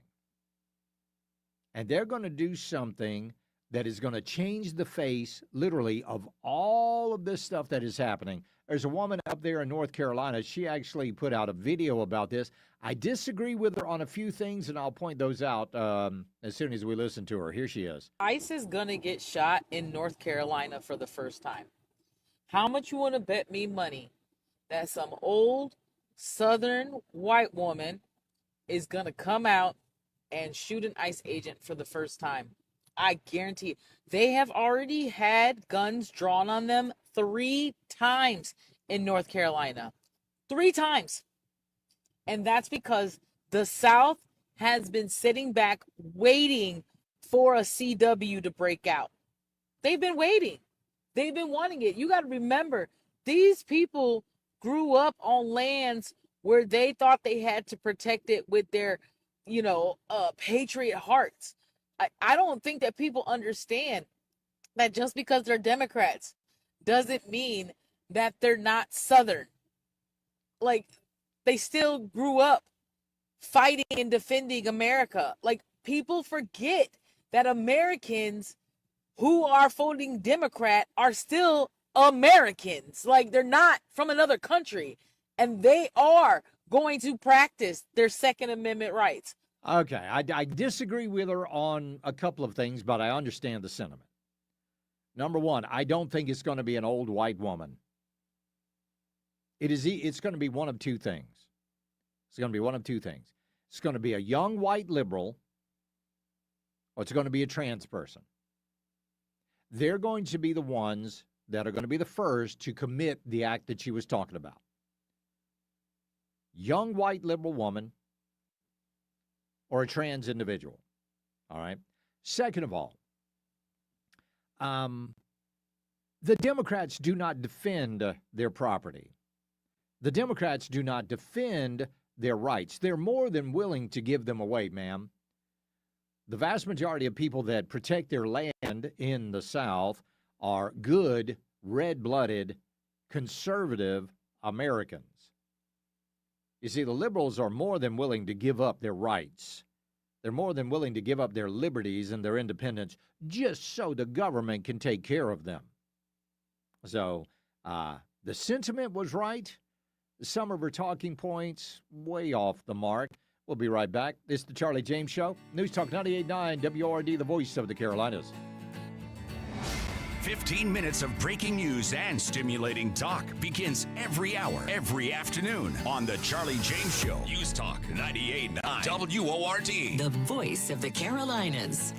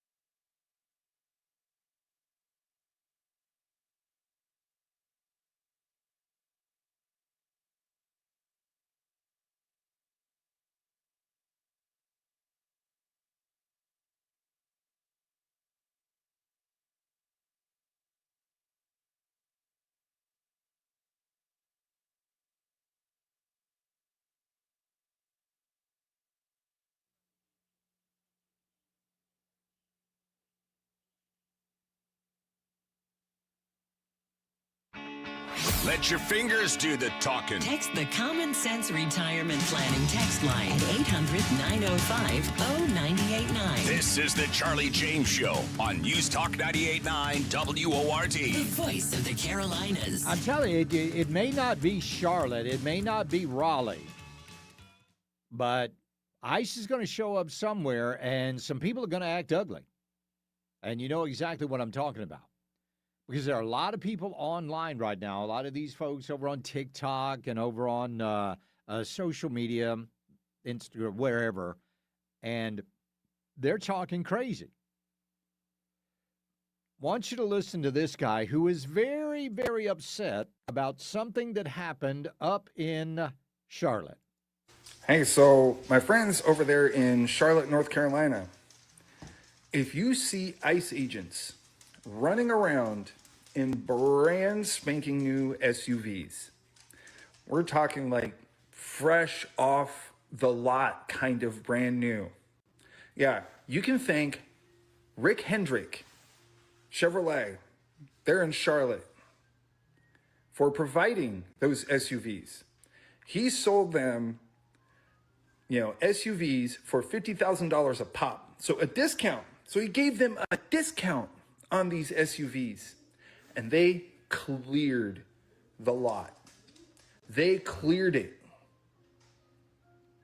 So yes, you can thank Rick Hendrick for providing these agents with the means and transportation to harass, brutalize, and terrorize your city, your neighbors, your people. They are threatening, harassing, beating, and terrorizing U.S. citizens. No, they're you not. say that like, oh, they're only going after illegals. No, they're not. They're going after anyone of color. Oh, yeah. Anybody of color. Yeah, that's right. On top of that, they catch any white people trying to help in providing information about ICE. Yeah, right. They're threatening white people too. Like This guy. Well, here's what I would like to thank you for that. That guy, you alt. Because I would personally like to thank Rick Hendrick Chevrolet in Charlotte. Thank you. Thank you for providing those SUVs to ICE at such a wonderful, wonderful price. So if you guys are looking for maybe a used SUV, get ready, because when ICE moves on, they're probably going to be a pretty good deal to be had at Rick Hendrick Chevrolet over on the used car lot, or should we say the pre-owned lot. So yeah, I'm glad. I'm ecstatic about that. I don't have a single problem with it. Good. I saw a video. I think I saw it last night. And there was a man who recorded something in Charlotte. And what it was, hold on, here we go. I'll play this for you now. It's all in Spanish, but you'll get the idea. Here's what happened.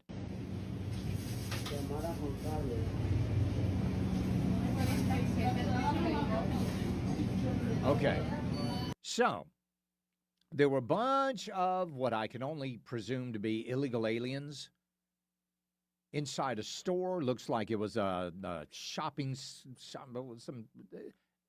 They had shopping baskets in the store. It was like maybe a food joint or something like that. And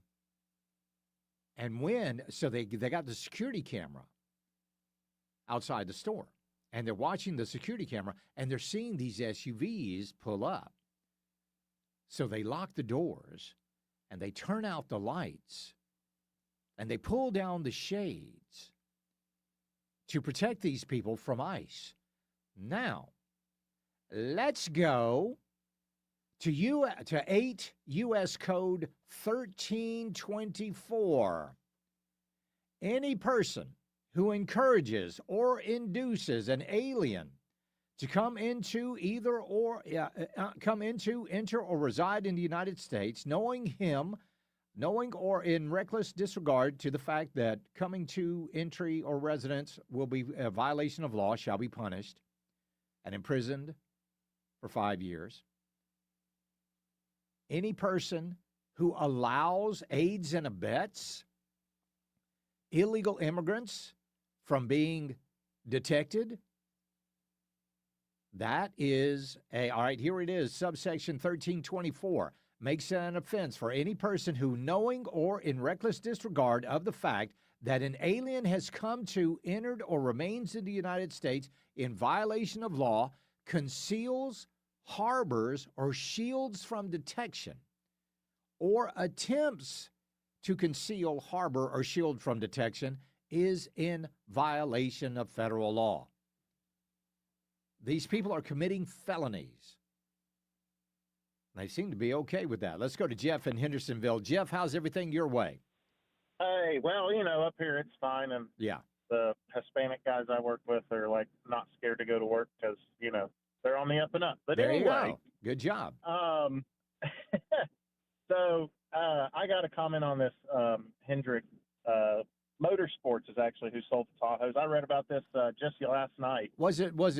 So what? It wasn't Hendrick Chevrolet. It was actually Hendrick Motorsports. No, it was, and that's what the big write-up was about. Was that it wasn't Hendrick Auto Group? It was the Motorsport division that entered into the contract with the federal government. Okay, cool. And it was 25 Tahoes for like $2.2 million. So they're actually $90,000 a piece. Okay, the guy was They wrong. had to point out. Well, right. So they had to point out in the article that it was over sticker price. But I don't know if Hendrick Motorsports sold these because they were beefed up, if they're police interceptor packages, what exactly it is. But the thing I was happy to see was all the comments on the news article on the Facebook post underneath said, so a company that owns car dealerships sold cars.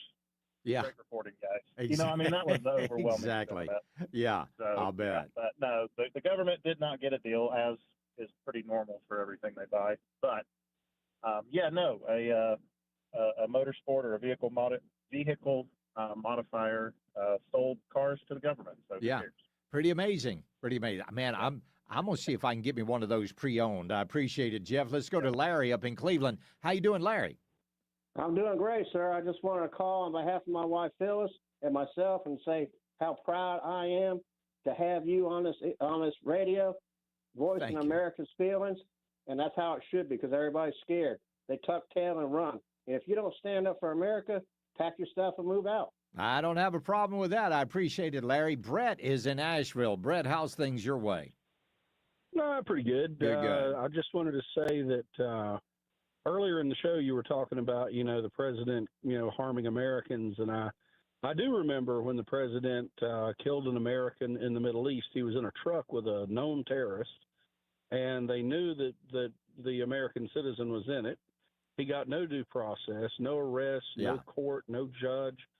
And it was Obama that blew him up with a missile. Yeah, absolutely. And the Droned him. Democrats sure weren't upset about that. I don't No. recall any of them whining. No. And one other thing too, the illegals up here in Asheville, people are scared to death they're going to come up here. On the news this morning, there's a guy named Bo Hess who sits on the city council. I don't know if you've seen this guy. He's got black, greasy hair down in his face, and he's got real pale complexion with a black suit on, and he looks like dollar store Loki. You've got to check this freak out, man. And his name is Bo It's Hess? Hilarious. Bo Hess. I mean, it's like a scary Pee Wee Herman. Of course, I guess he was kind of scary. Yeah, absolutely. Yeah, I will certainly check him out, Brett. I appreciate it, buddy. We'll take a quick break and be right back. It's the Charlie James Show. News Talk 98.9 WORD, the voice of the Carolinas. You're locked into the Charlie James Show on News Talk 98.9 WORD, the voice of the Carolinas.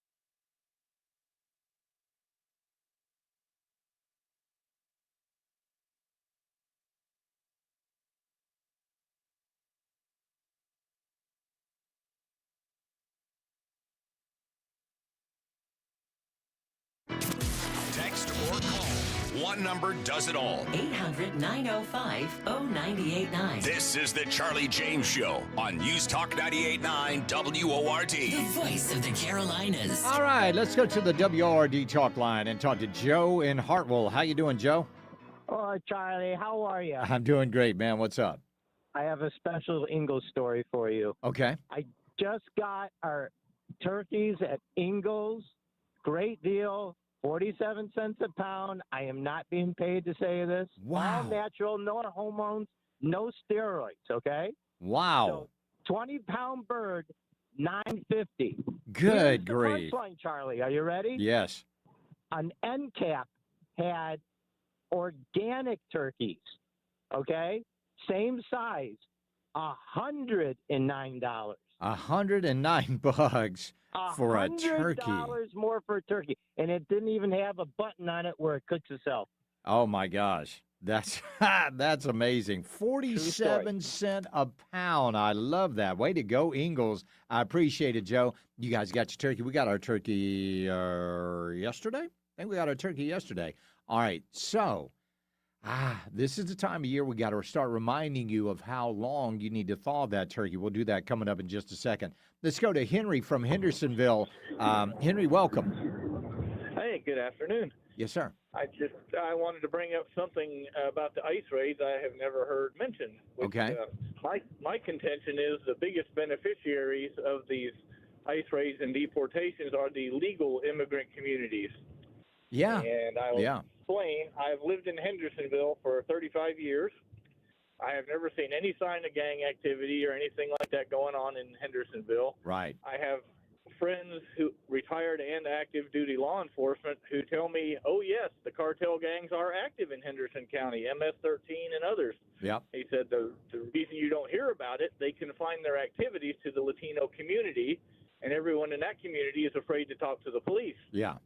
So the police don't really do anything, and they know if they get outside of that community's boundaries, then the police are going to come down hard on them. Exactly. So I think those people are probably thrilled to have the gangbangers and rapists and drug dealers cleaned out of their neighborhoods, that they don't have to be terrified of having them live next door or running around in their neighborhood. That's got to be a hard existence. You'll never see, even if they were willing to speak, you'd never see them on the mainstream media saying, hey, we're glad these other guys are gone. Yeah, why isn't CNN out there interviewing those guys? Henry, great points. I appreciate it. Janice is up in Gastonia. How you doing, Janice? I'm doing fine, Charlie. All right. My husband sent me a video that he had on Facebook. It was this old apartment complex in Charlotte off of Eastway, off of Independence Boulevard. Right. And the guy went to go pick up he said his dog, as he calls it, one, to go to work, and he said he couldn't find anybody. There was cops all over the place. Next day, there wasn't a soul there. They emptied out that entire apartment complex, which has about 30 units in it. So needless to say, there's apartments for rent in Charlotte now. There you go. And you know what? You'll probably be able to get them at a good price. Yeah, and the other thing I wanted to point out, did you see the guy on X that had taken the Koran up in Dearborn, Michigan outside and tried to set it on fire? I didn't see the guy setting it on fire. I saw a guy covering one in Bacon. They actually assaulted him, trying to keep him from doing it. Yeah. And pulled the Koran out of under his foot. They stopped him from doing it.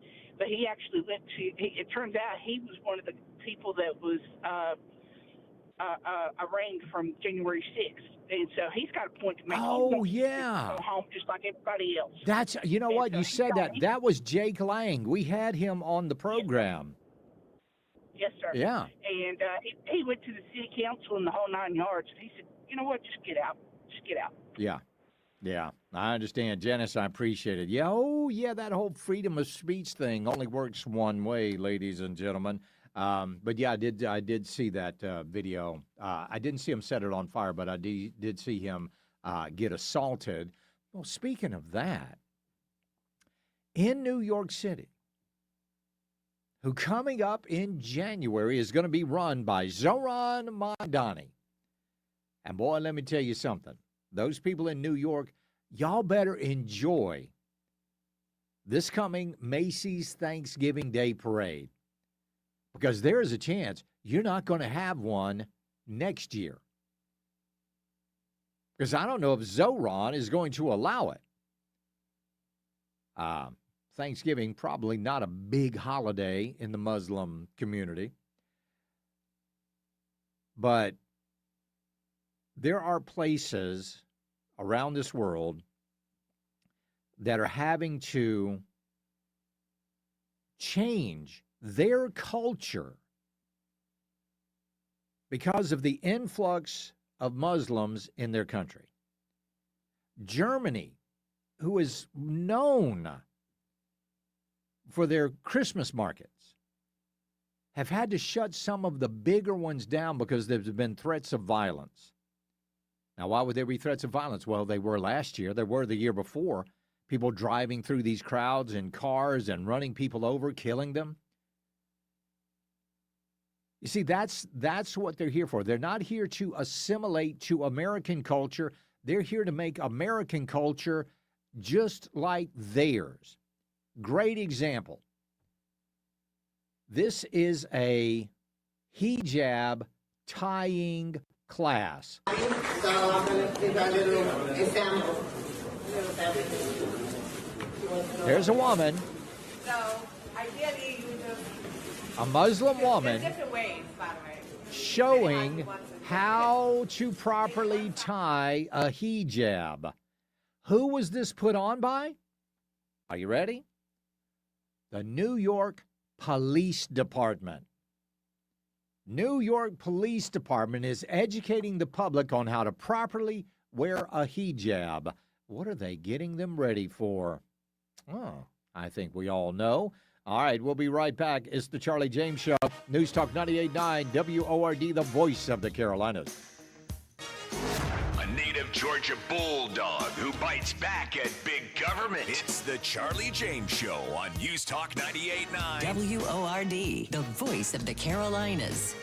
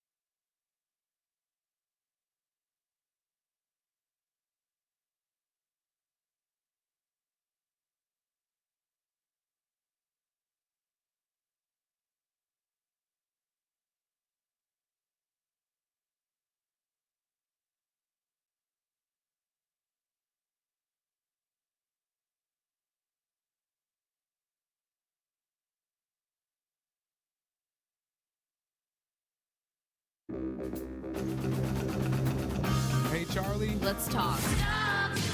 It's the right talk. Charlie. Welcome. This is the Charlie James Show. Now we're talking. News Talk 98.9. WORD. The voice of the Carolinas. And welcome back to the program. Let's go to Patrick over in Pickens. How you doing, bud? Good. How are you, Charlie? I'm great. What's going on? So I was just wondering. Actually, I come through Charlotte about a couple of hours ago, and they were protesting over the on the overpasses or whatever. Yeah. Saying end racism and da-da-da. But anyway, so is BLM, are they engaged anyway in the ICE or the protesting or whatever? That I haven't seen any reports on, but it wouldn't surprise me if they and Antifa were. Yeah, right? I was just kind of wondering. But anyway, hey, I just want to tell you, go Dogs. Absolutely. Go Dogs. I appreciate it, Patrick. Thank you very much. Let's go to Leo from Duncan. How you doing, Leo? I'm doing good. How you doing tonight? I'm great. What's up, man? I'm sure you're aware of this, but maybe some of your listeners aren't. The estimates for the radicalized Muslim population is something like there's like 1.8 billion Muslims estimated around the world. Yeah. And they say that anywhere from 10 to 15% could be the quote, terrorist or, radicalized Muslims. But people don't understand that's like over 200 million crazy people that want to kill the infidel. Yeah. And so that's like crazy, Yeah. But they say, oh, it's only 10%. Well, that's a huge number. And you know what? A lot of them are right here in the United States. I don't know what it's coming. It's coming, Leo. I appreciate your call, buddy. Don't be surprised when it happens. And it's going to happen. It's going to happen. And I hate that. So that's why you've always got to be vigilant. You've got to make sure. I got to get my wife over to another shooting class, by the way. She's got another one scheduled. She's got to go ahead and do that because she did really well at her last one.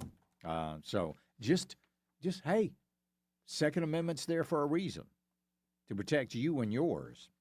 Can you believe that 1 week from tomorrow is Thanksgiving? Can you believe that? I got to admit, for maybe the first time ever, I am completely unprepared. I haven't gotten my cranberry sauce, haven't gotten my fixings for my dressing. We got some stuff to do. We got some stuff to do this weekend. I guarantee you. Hopefully I can. Now, here's what and people always give me grief about it. There is nothing green on my Thanksgiving plate. There's nothing green. I have green vegetables probably 360 days a year. Thanksgiving Day is not, Thanksgiving week is not one of those weeks. That is reserved for turkey and mashed potatoes and gravy and cranberry sauce that comes from a can that still looks like the can that it came in. That's what I like, and that's what I am going to have. And I will have leftovers several times because that's what I love to do. I saw a video last night of a woman who probably has at least $1,000 worth of tattoos on her body. That's not an exaggeration. Those things are expensive. So this woman on food stamps says that her EBT card was only partially loaded. So doggone it. Now she's got to have leftovers. She's Joni Loves Joni 13 over on TikTok. It says, my food stamps was partially loaded, so here I am making taco pasta, having leftovers, and freezing the rest for another night. Excuse me, ma'am? I'm sorry, excuse me? You mean to tell me that you're doing the same thing that the vast majority of Americans do? This past Saturday, my wife and I, my wife cooked her world-famous chicken soup. I love my wife's chicken soup. Then on Sunday, we had bought a couple of sirloin steaks on sale, and I grilled those on the grill. So Saturday we had soup. Sunday we had the steak. Yesterday we had eggs. This is lunch. Lunch is our big meal of the day because I get home late. Lunch is our big meal. That's when Sheila and I sit down together and have our meal. So yesterday we had eggs and chicken sausage, which is really, really good. Yesterday, guess what we had? We had leftover soup. How about that? And then today, you know what we had? My wife had leftover soup, and I had the leftover steak. That was her choice, not mine. She wanted the soup. Leftovers are a part of life, lady. And then the woman goes to her chest freezer that is absolutely slammed full. And right there on the top of her chest freezer that is slammed full is a big old package of popsicles. Yes.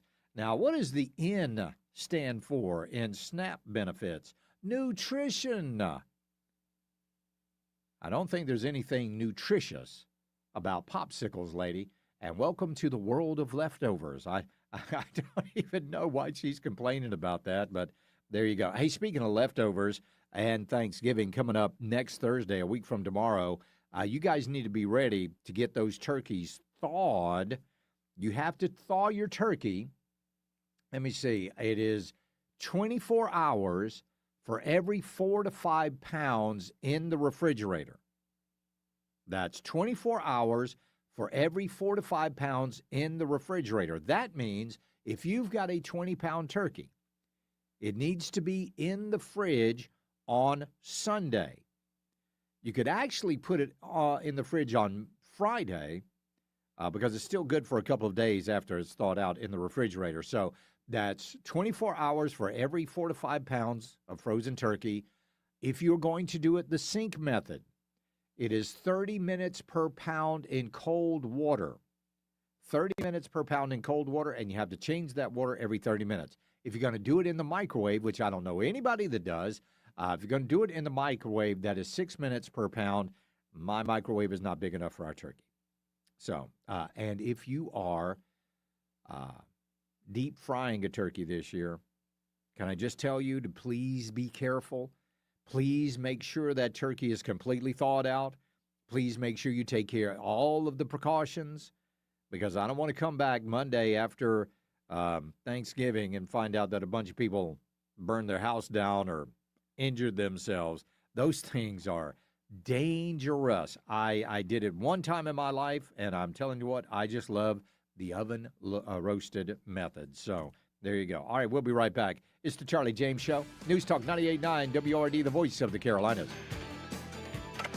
Tough on issues, sharp with facts. It's the Charlie James Show on News Talk 98.9 WORD, the voice of the Carolinas.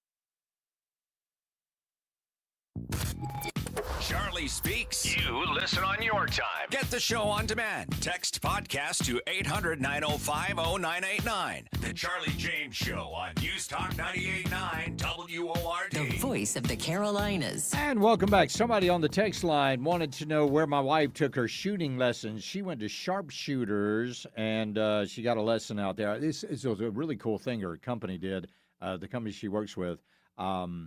They offered an incentive for people to go out there and do something to improve themselves.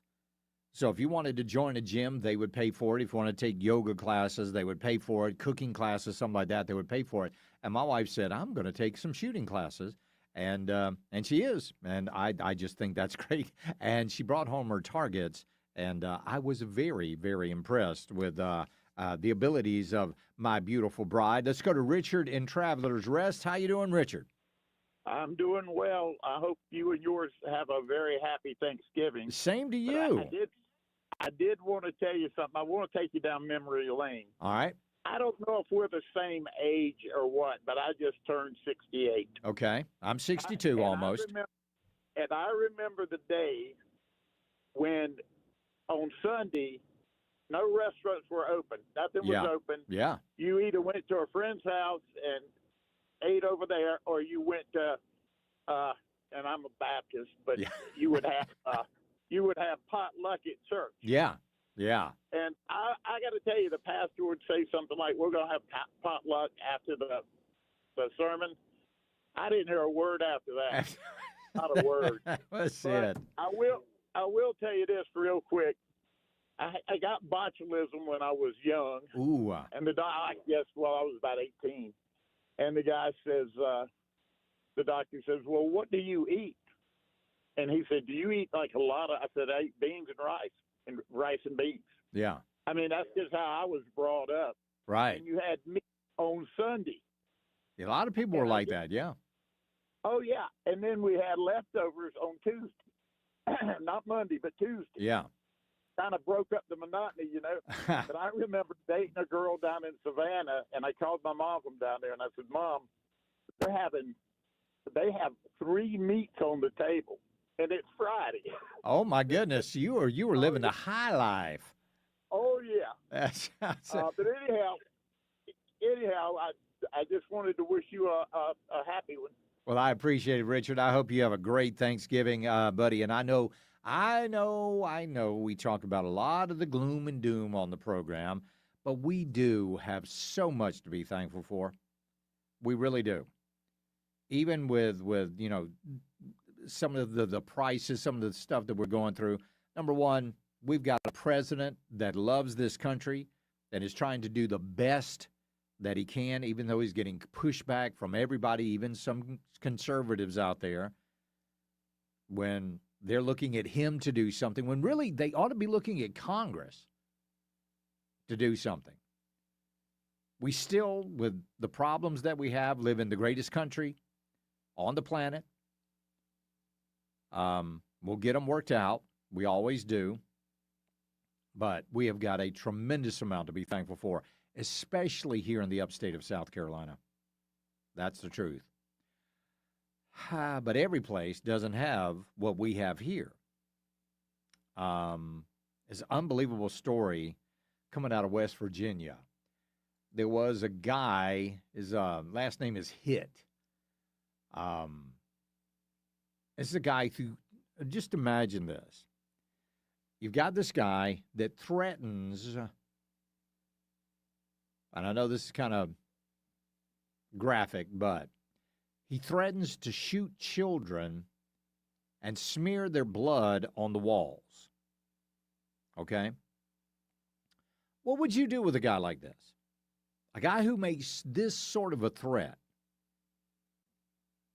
Well, what they did up in Hodgeville, West Virginia, is they released him to home confinement. Home confinement. They put a little ankle monitor on him.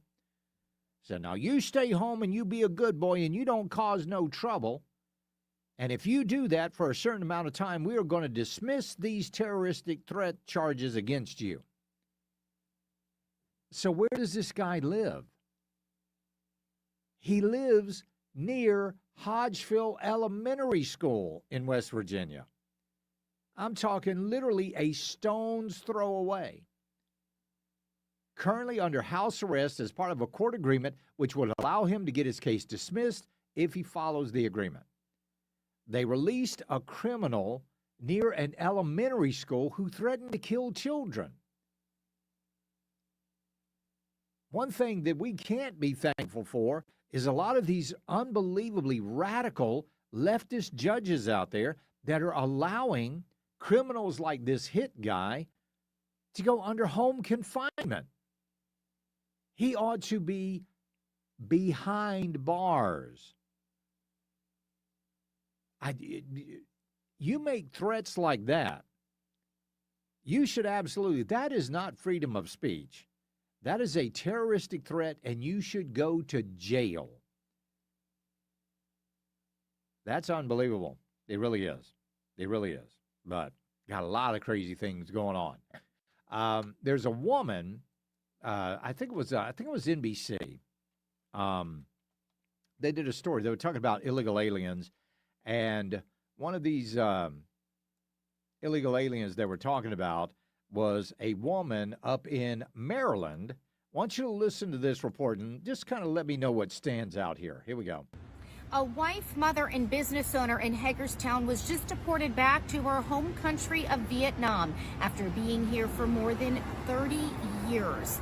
Family and friends are rallying to try to figure out how to get her back home. We'll have details tonight on WBAL TV 11 News. So she's a mom, she's a wife, she's a business owner, been in this country for 30 years, ladies and gentlemen, 30 years.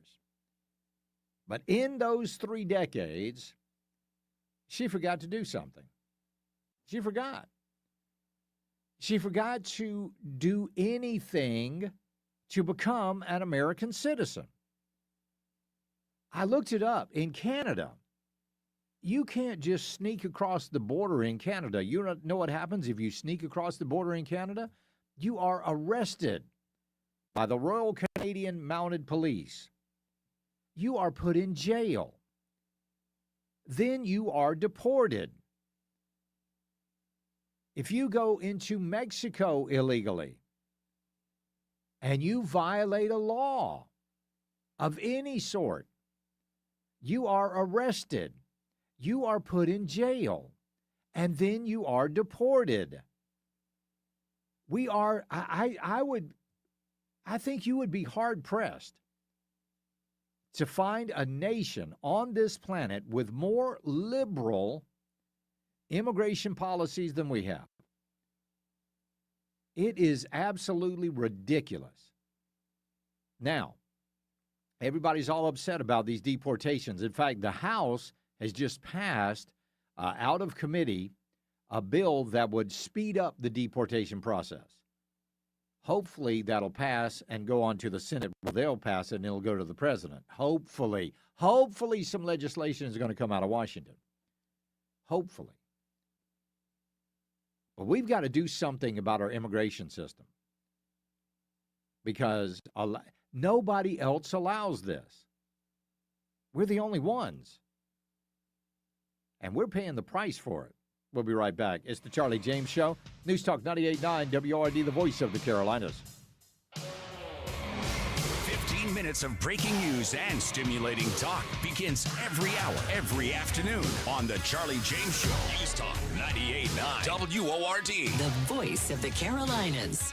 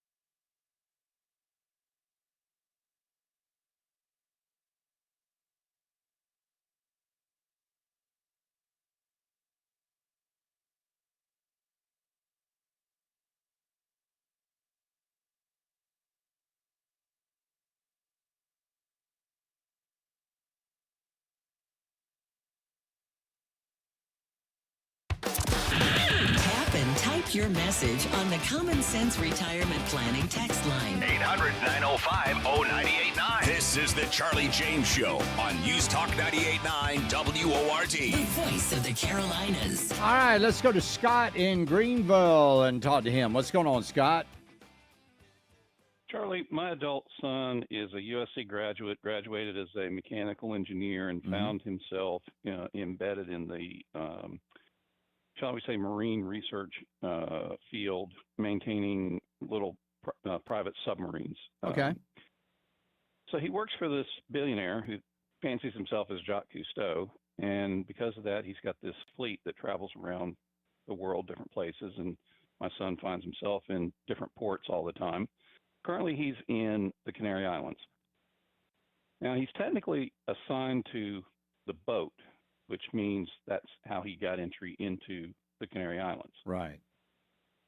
He can only travel 10 to 12 miles away from the boat.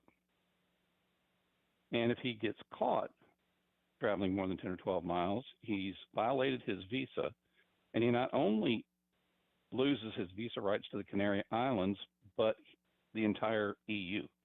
Really? Yep.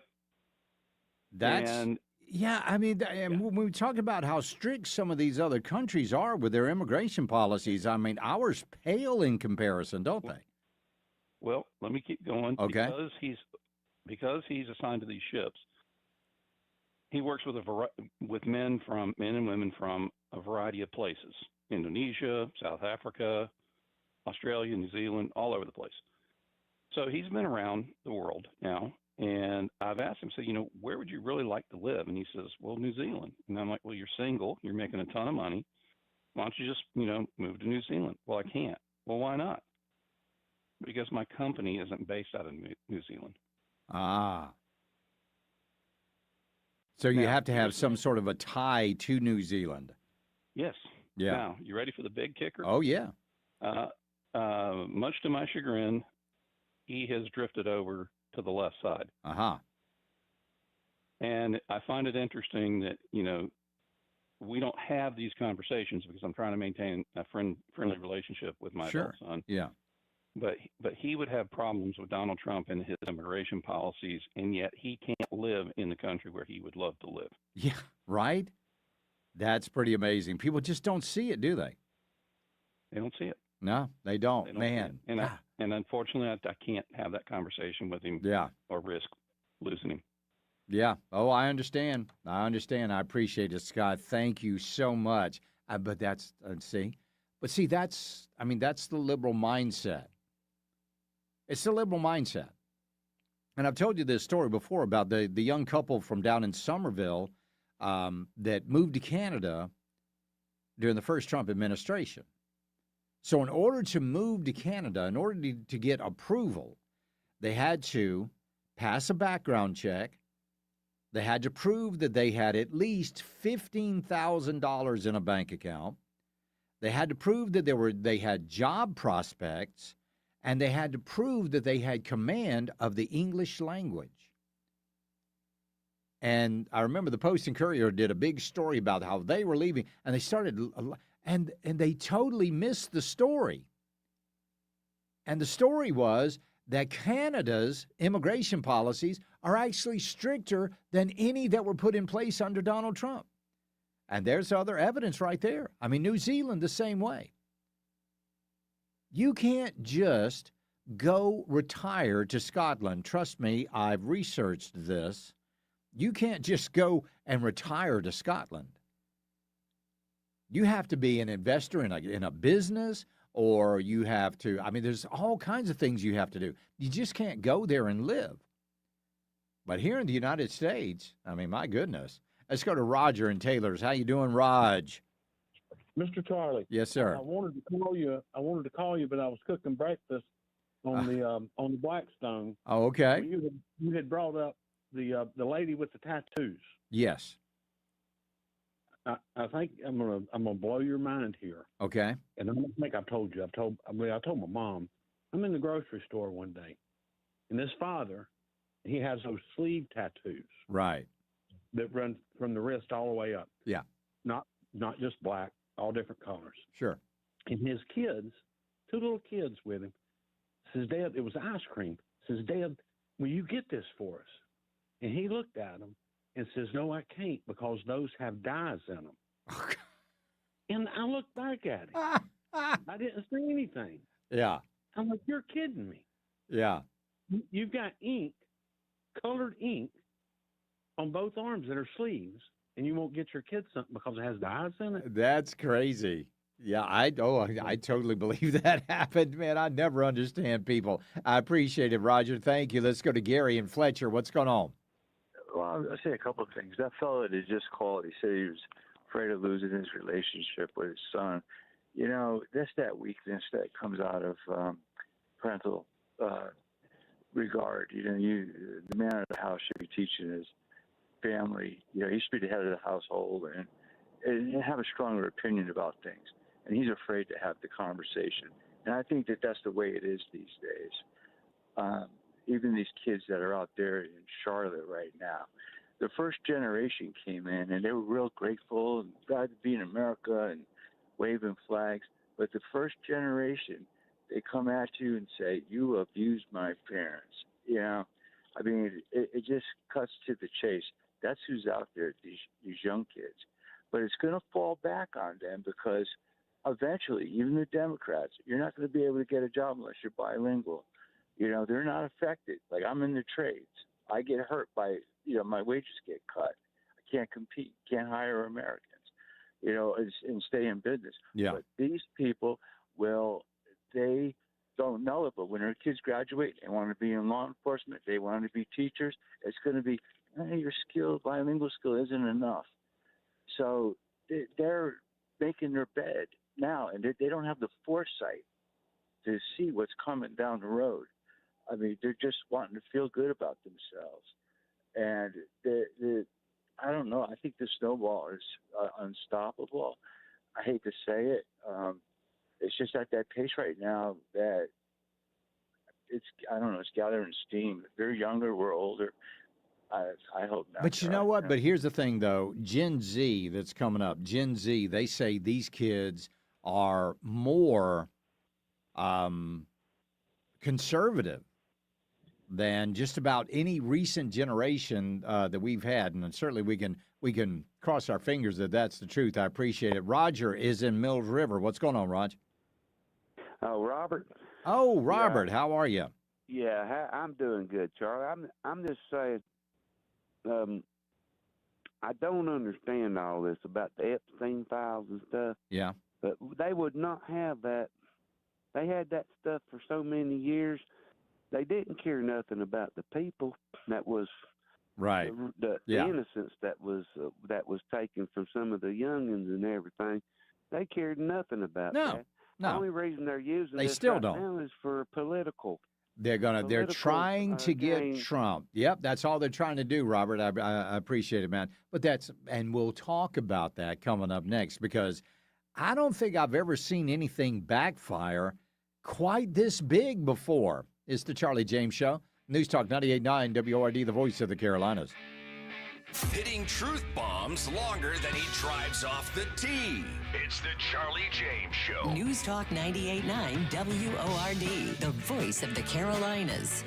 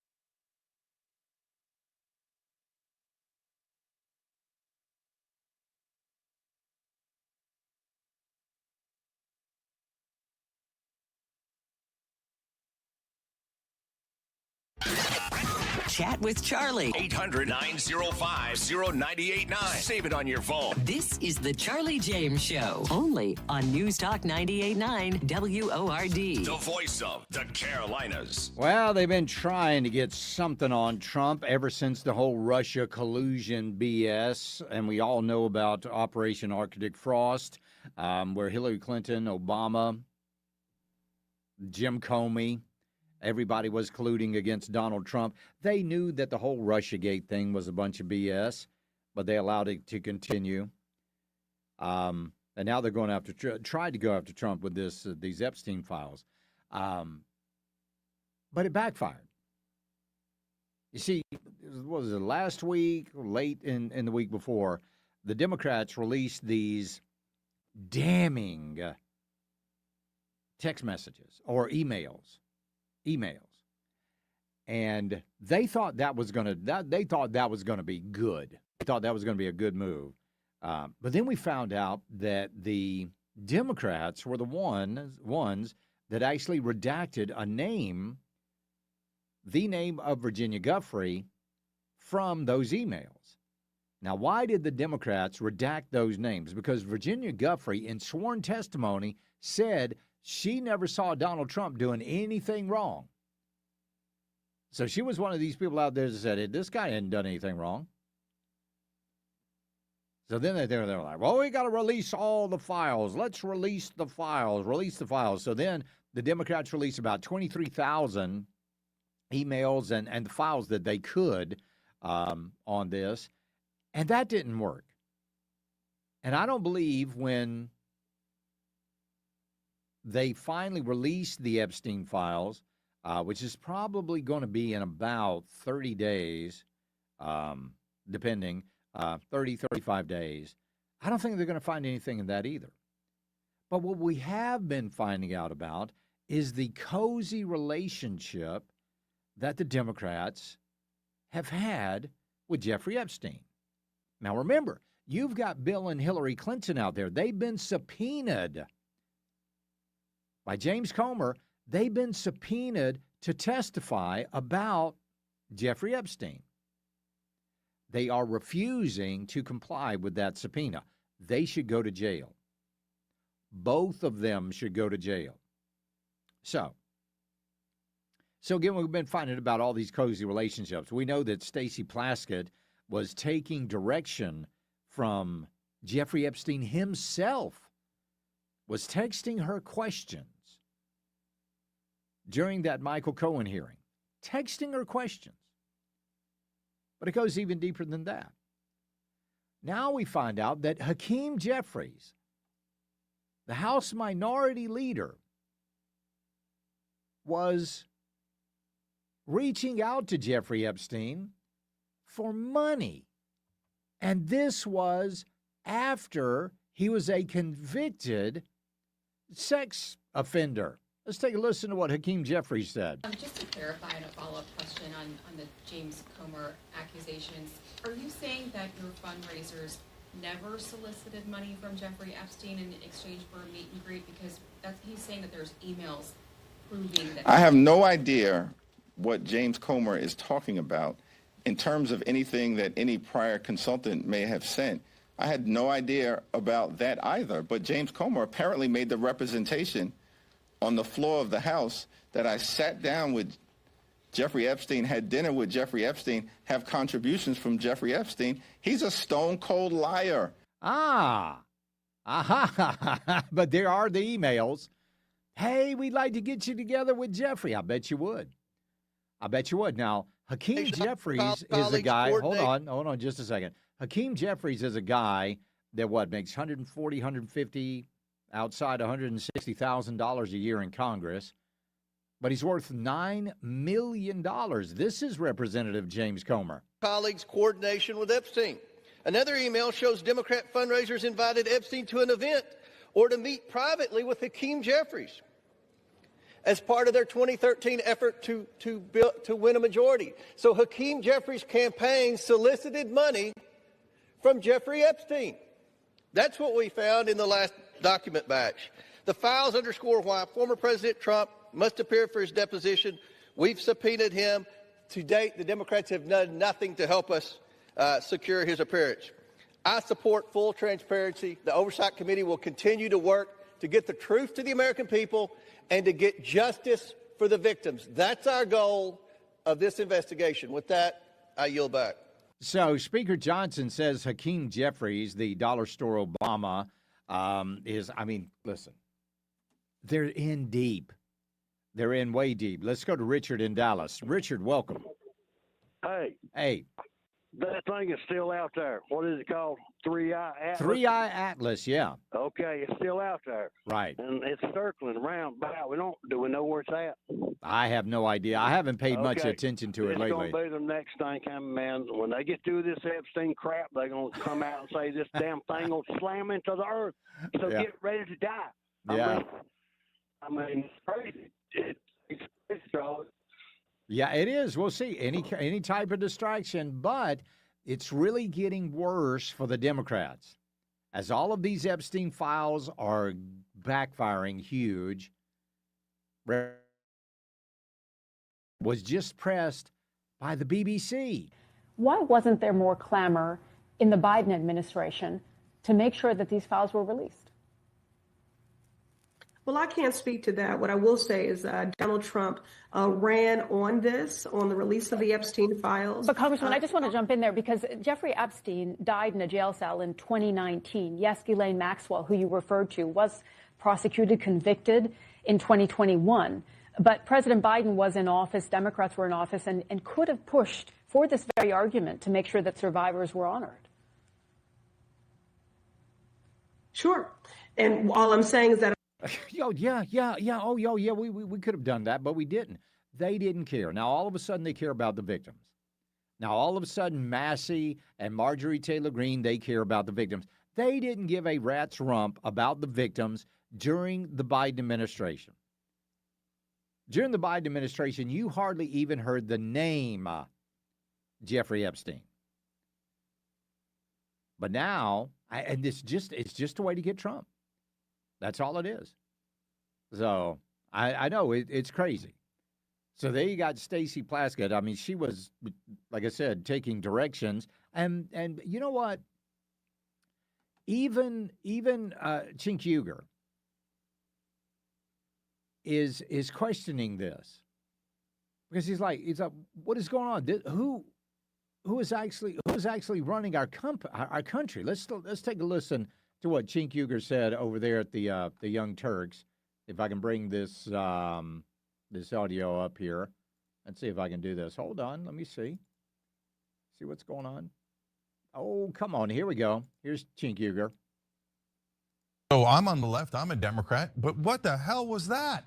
That was crazy. So he's apparently got these Congress people on speed dial and he's watching, I read the whole story, of course, and he's watching the entire hearings and he's texting people different directions. Did anybody know that Epstein was running our government? I mean, that was amazing. Did you see, she doesn't know who Rona is, so she misspells it in the text.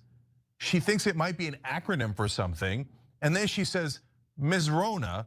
Rona's her first name. It's Rona Graff, the assistant for Trump. She literally has no idea what she's asking. She's only asking that question because Epstein directed her to ask. That's exactly right. And she still did not get censured. All right, y'all, we're going to get out of here. We'll see you right back here tomorrow. As always, we love you. God bless. Buckle up. Bye, y'all.